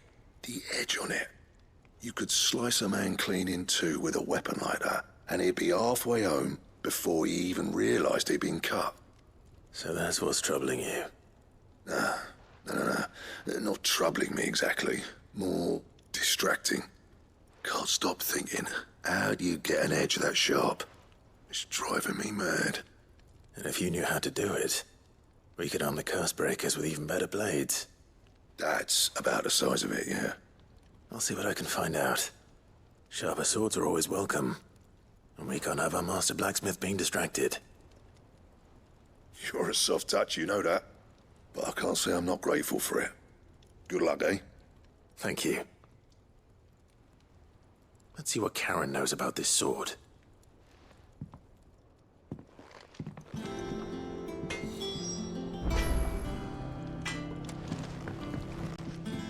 Clive?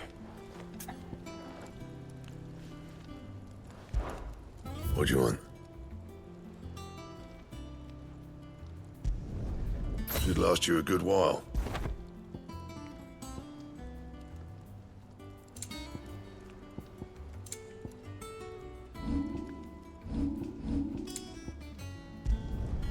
You can thank me later.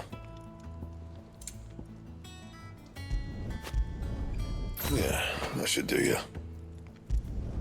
Not my best work, but it'll do. Don't waste my time. You ain't got the stuff.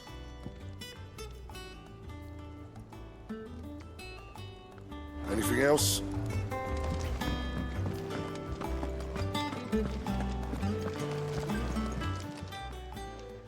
You're looking well, Karen. What do you want? Out with it. I want to know about the sword you showed Blackthorn. Single-edged and extremely sharp. Running around after him again, are you? I suppose I am, yes. But I need to help him find out how to work an edge like that. It's driving him to distraction. Little wonder, I suppose.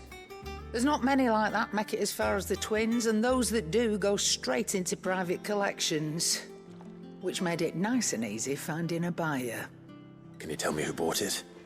Where is it now? You think I tell people who my clients are? Suppose you're not likely to go nicking him off me, are you now? Fine. If you stop mooning at me like that. Lord Ignac's the man you want. Dalmekian bloke. Collects weapons and the like. And he's got more money than sense, which is why he's one of my favourite clients. Reckon he'll still be at the inn in Dalamil, where I left him. Thank you, Karen.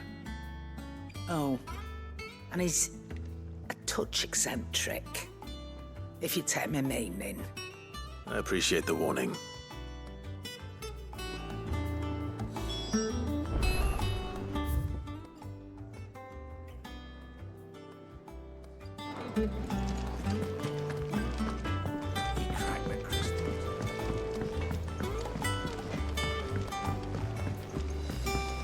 I went up to give some greens to the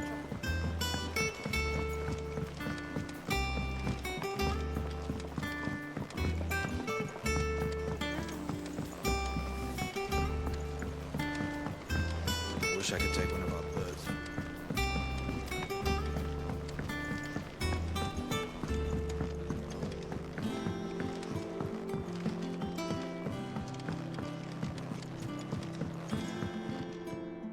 All right there, Sid? How's that hunt for the bomb ash going? I have it here.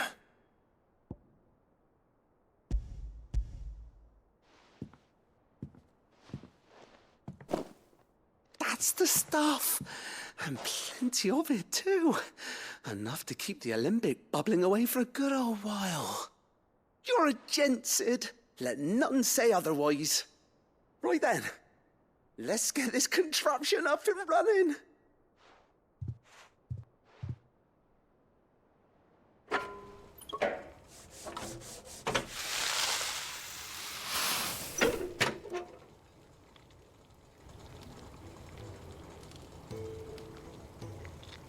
There we have it.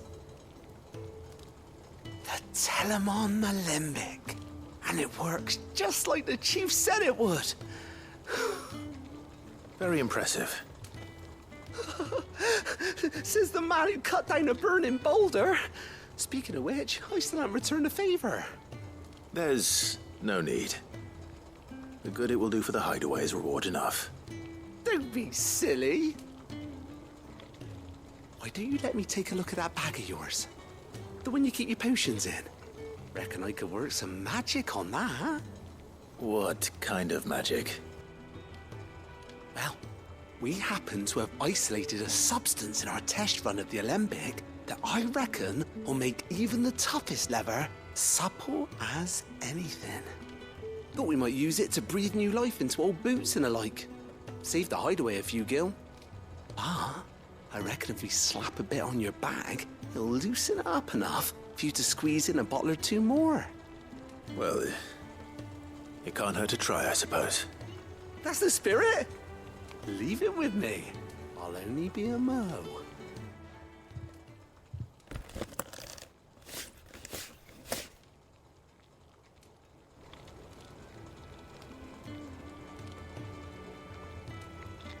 Well, what do you reckon?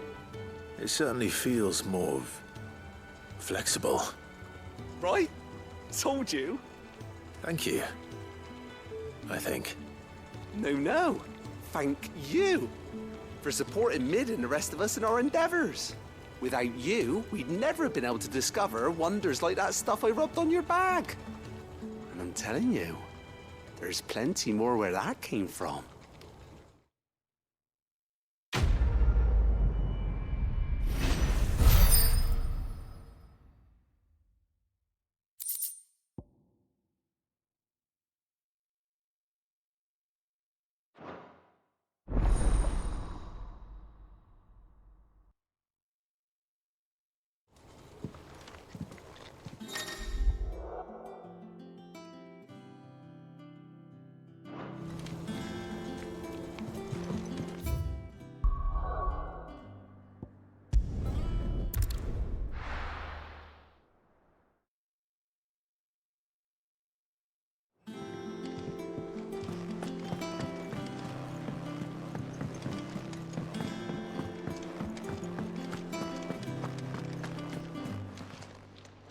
And what can I do for you?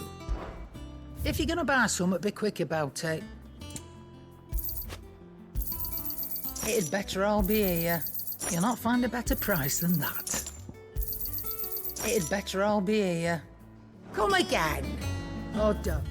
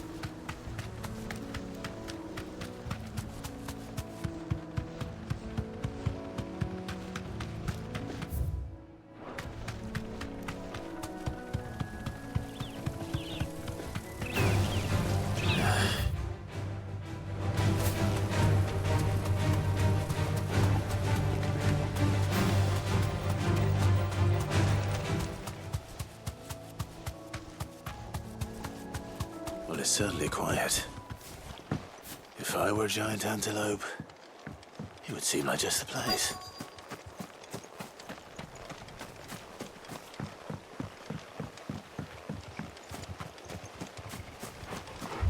I doubt we'll find one bigger than that. You hungry, Torgal? Over here! Attack! Torgal, kill!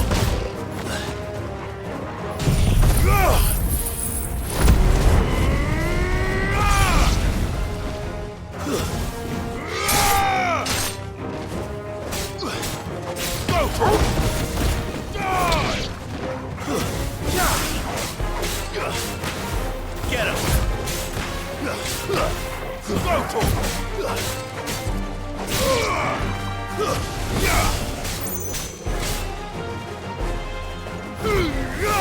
All yours, Torgal! This one! Go,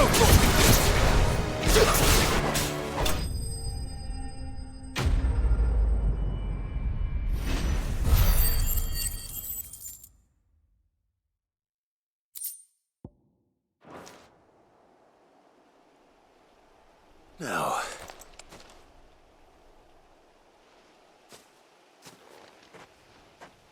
will it be enough, I wonder?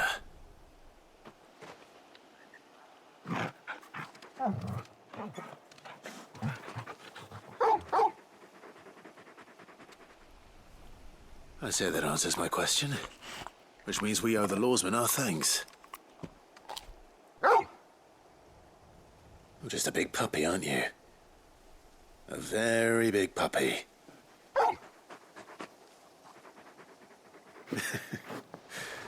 You do know you can take that with you, Torgal. Lady Karen will be relieved to hear you've got your appetite back. Come on, boy.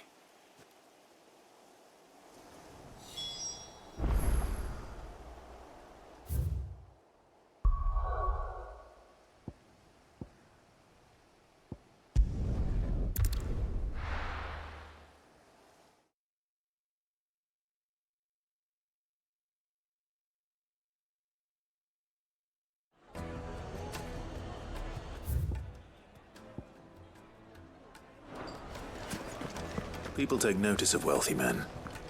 Shouldn't be too hard to track down Karen's collector. The St. Drake's Fang is gone. The whole Mother Crystal gone. What are we gonna do?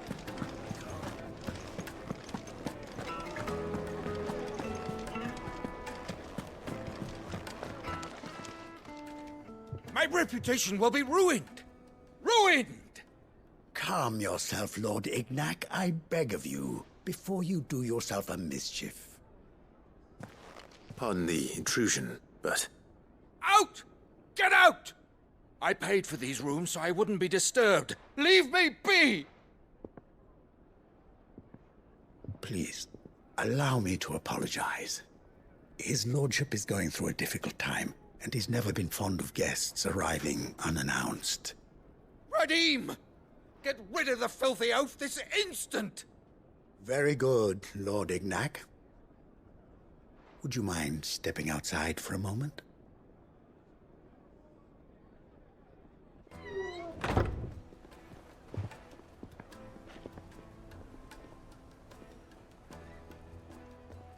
I'm sorry if I've caused you any trouble. That? Oh, no. That's just how his lordship is. Though the morning's events have left him somewhat fractious. He has been dispossessed of his luggage, you see. The thieves also made away with a considerable amount of coin. Coin the innkeeper will soon be keen to collect. I don't suppose a certain blade was among the stolen items. A single-edged sword. It was purchased from a merchant friend of mine. Ah, you know Lady Karen. Yes, I'm afraid it was. Then I'll retrieve Lord Ignac's luggage. But I have one condition. You have but to state it. You are welcome to anything that is within my power to grant. I want an audience with Lord Ignac. A few minutes should be enough. Then I'll be on my way. A condition I would be a fool to refuse. Of course, you shall have your audience. I don't suppose you saw where the thieves went? I did not, no. Though some discreet inquiries made on his lordship's behalf mean that I know where you might find them. The bandit's bed. Every ill-gotten coin in Dalamal is said to pass through that disreputable corner of the Valcroy. And that's where I'm heading. I shall speak to Lord Ignac in your absence, and arrange for an audience upon your triumphant return. That will be very kind of you. Farewell, and best of luck.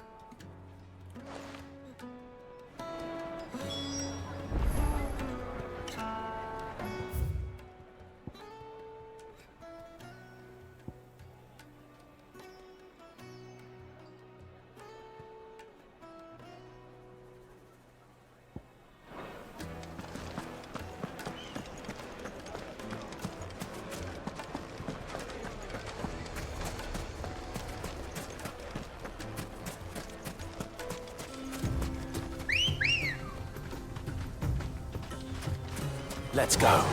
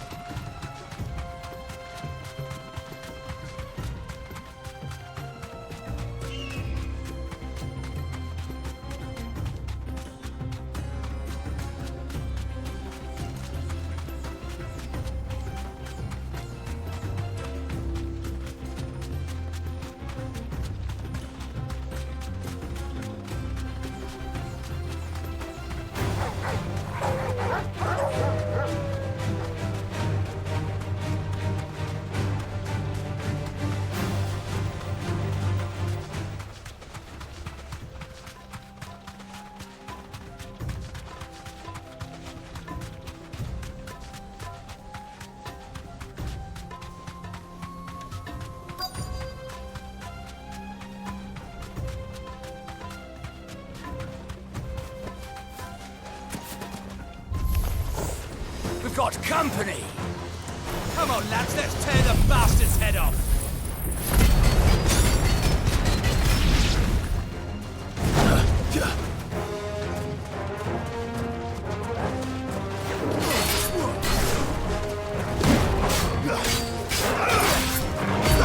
Nice try. Over here!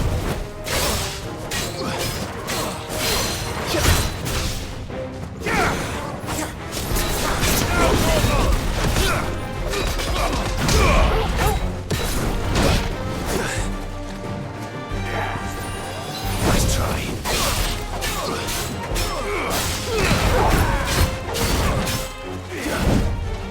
Too slow.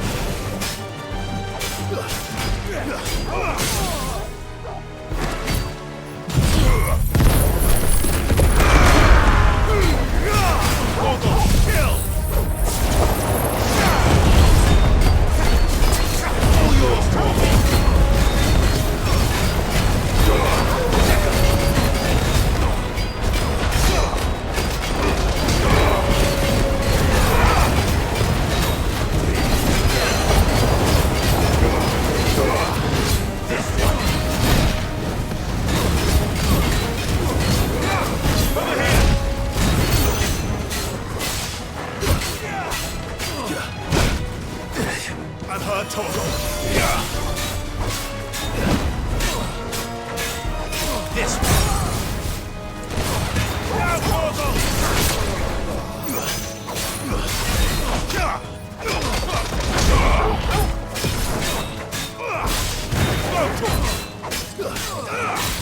Over here!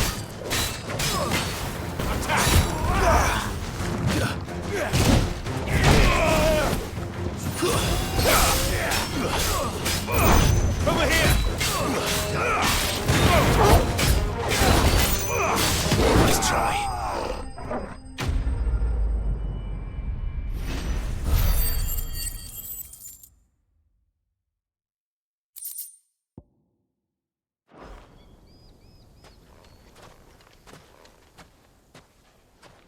This must be Ignac's luggage.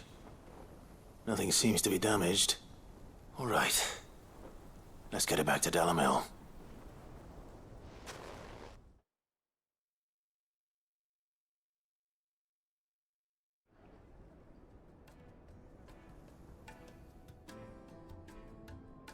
I hear I have you to thank for the return of my effects. What shall I call you, my good man? Wyvern. Glad to make your acquaintance.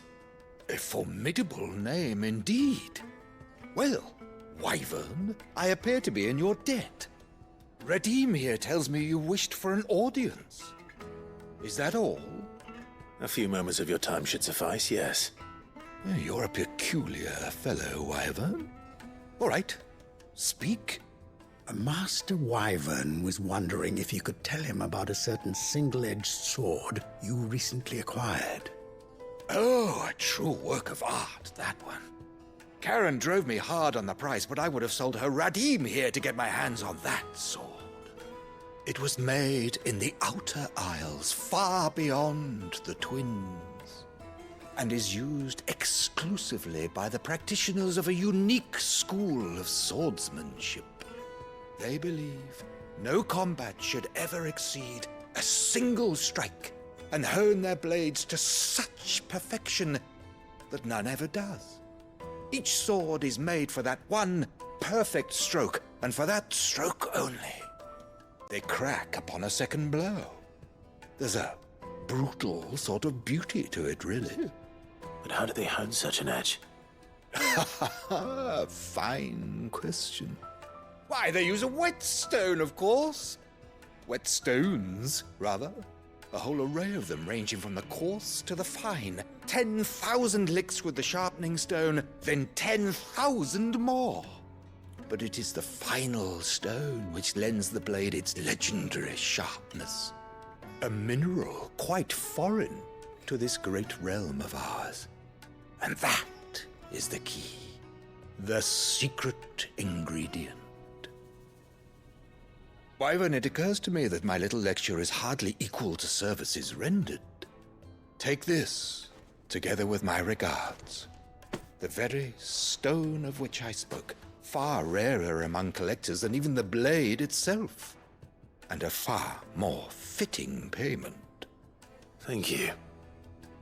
Pardon the intrusion, my lordship. However, it is long past time we prepared ourselves to depart. So it is. I am locked in bitter competition with a rival collector of curiosities. I am one step ahead of the unscrupulous scoundrel, but he is hard at my heels. Are there many other collectors out there? Too many to count, but only one do I consider my nemesis. Lord Byron Rosfield, and is a perennial thorn in my side. I can imagine. Farewell, Wyvern. May our paths cross again. Radim, we mustn't dawdle.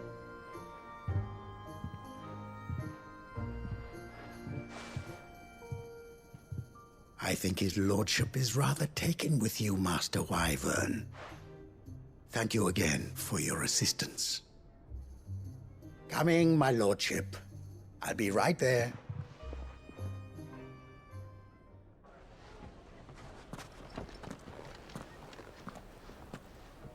Trust Uncle Byron to find such an interesting rival.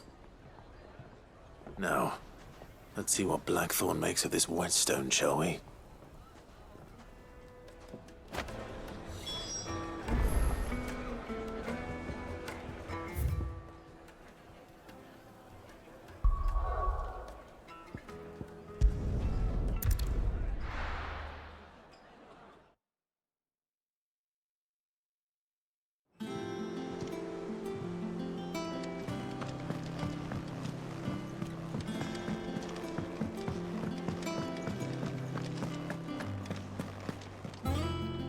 I noticed you and Torgal had gone off somewhere.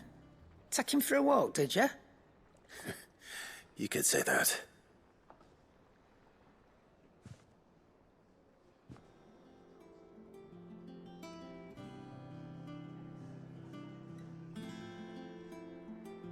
So, Molly's leftovers weren't good enough, eh?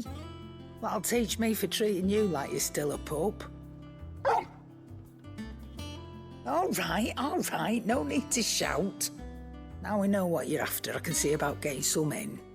Speaking of which, I brought one for later. Can I leave it with you?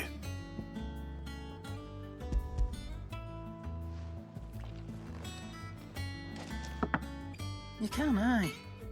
I'm nice like that. In return, you can thank Tomes for me. The bloody know-it-all. I was just on my way to see him.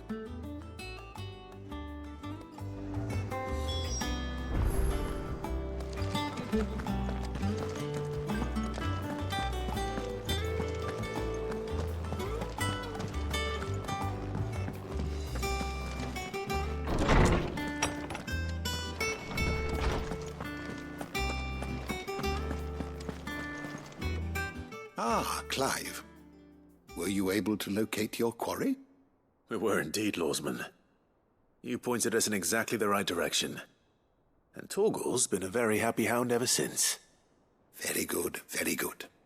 Lady Karen sends her thanks, by the way, for your part in solving the mystery. Ah. But that reminds me.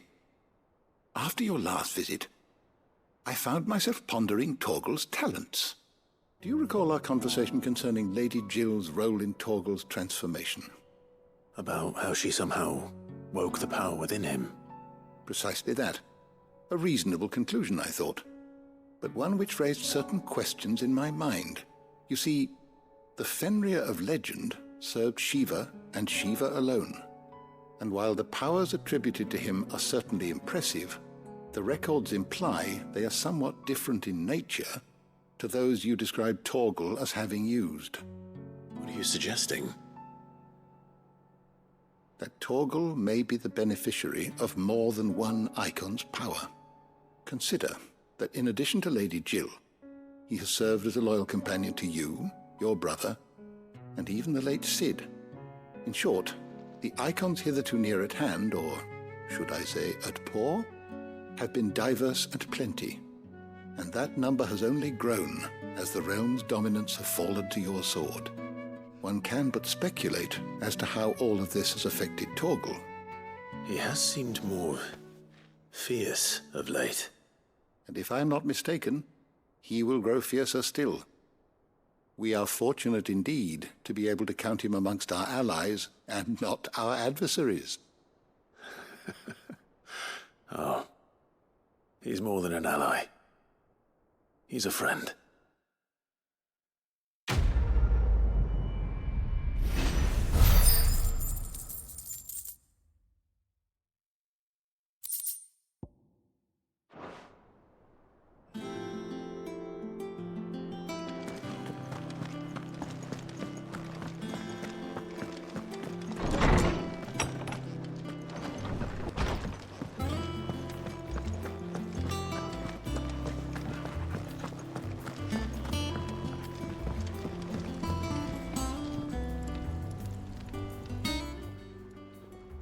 Sorry for the wait, but hopefully you'll agree it was worth it. You learned something about that sword, then? I did better than that.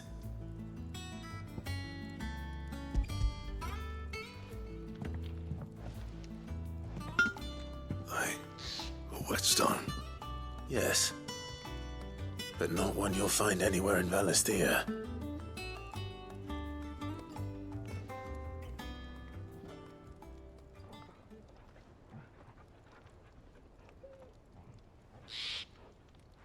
No wonder I couldn't get the same finish on the grinding wheel. One hit and all done, eh? Might not be so bad if all you ever fought were duels. But good luck on the battlefield. Your second opponent would be your last, no matter how good you were. Even so, is there some way it could be used to give the Cursebreakers an edge? I think so, yeah. With this whetstone and the right kind of steel, I could probably even make a twin of the blade that rattled me. But there'd be no replacing this little rock once I worn it down to a sliver. I reckon we get a dozen swords from it, if that. Swords that the Cursebreakers wouldn't know how to wield properly, and that would see them through a single fire piece. Nah, No point trying to copy that thing. Be about as much use as a wax anvil. But finishing our blades with a whetstone this fine, now that's something to consider. And what's finer than fallen masonry, eh? Or more hard-wearing, for that matter. Just imagine it. Good Valisthian steel with an edge as sharp as any found in the Outer Isles. I won't make a copy, nah. I'll make something much better. I'm sure the Curse Breakers will be delighted. Just don't push yourself too hard. Don't you worry about me, Sunshine. I've been working day and night since I was half your age, and I'll still be here when you're long gone. Hey, thanks, Clive. I mean it. I owe you one, August too. It's good to know someone's looking out for me. He'll be happy to hear you said that. And I'll see that my debt to you's paid. First new blade I make's got your name on it. You come and find me when you've got the materials. All right. I will.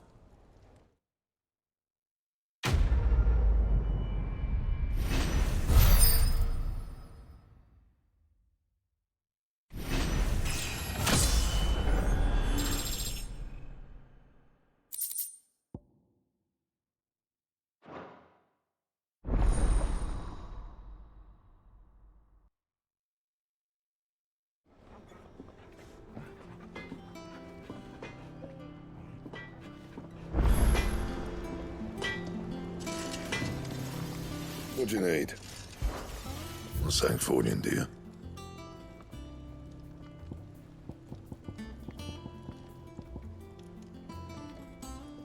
Bring me the materials, and I'll think about it. That it? Fine.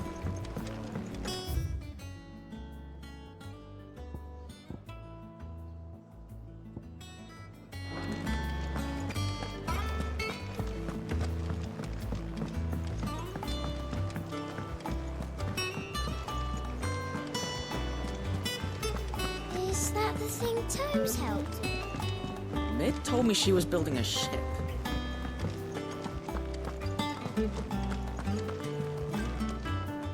Clive, did you get my letter?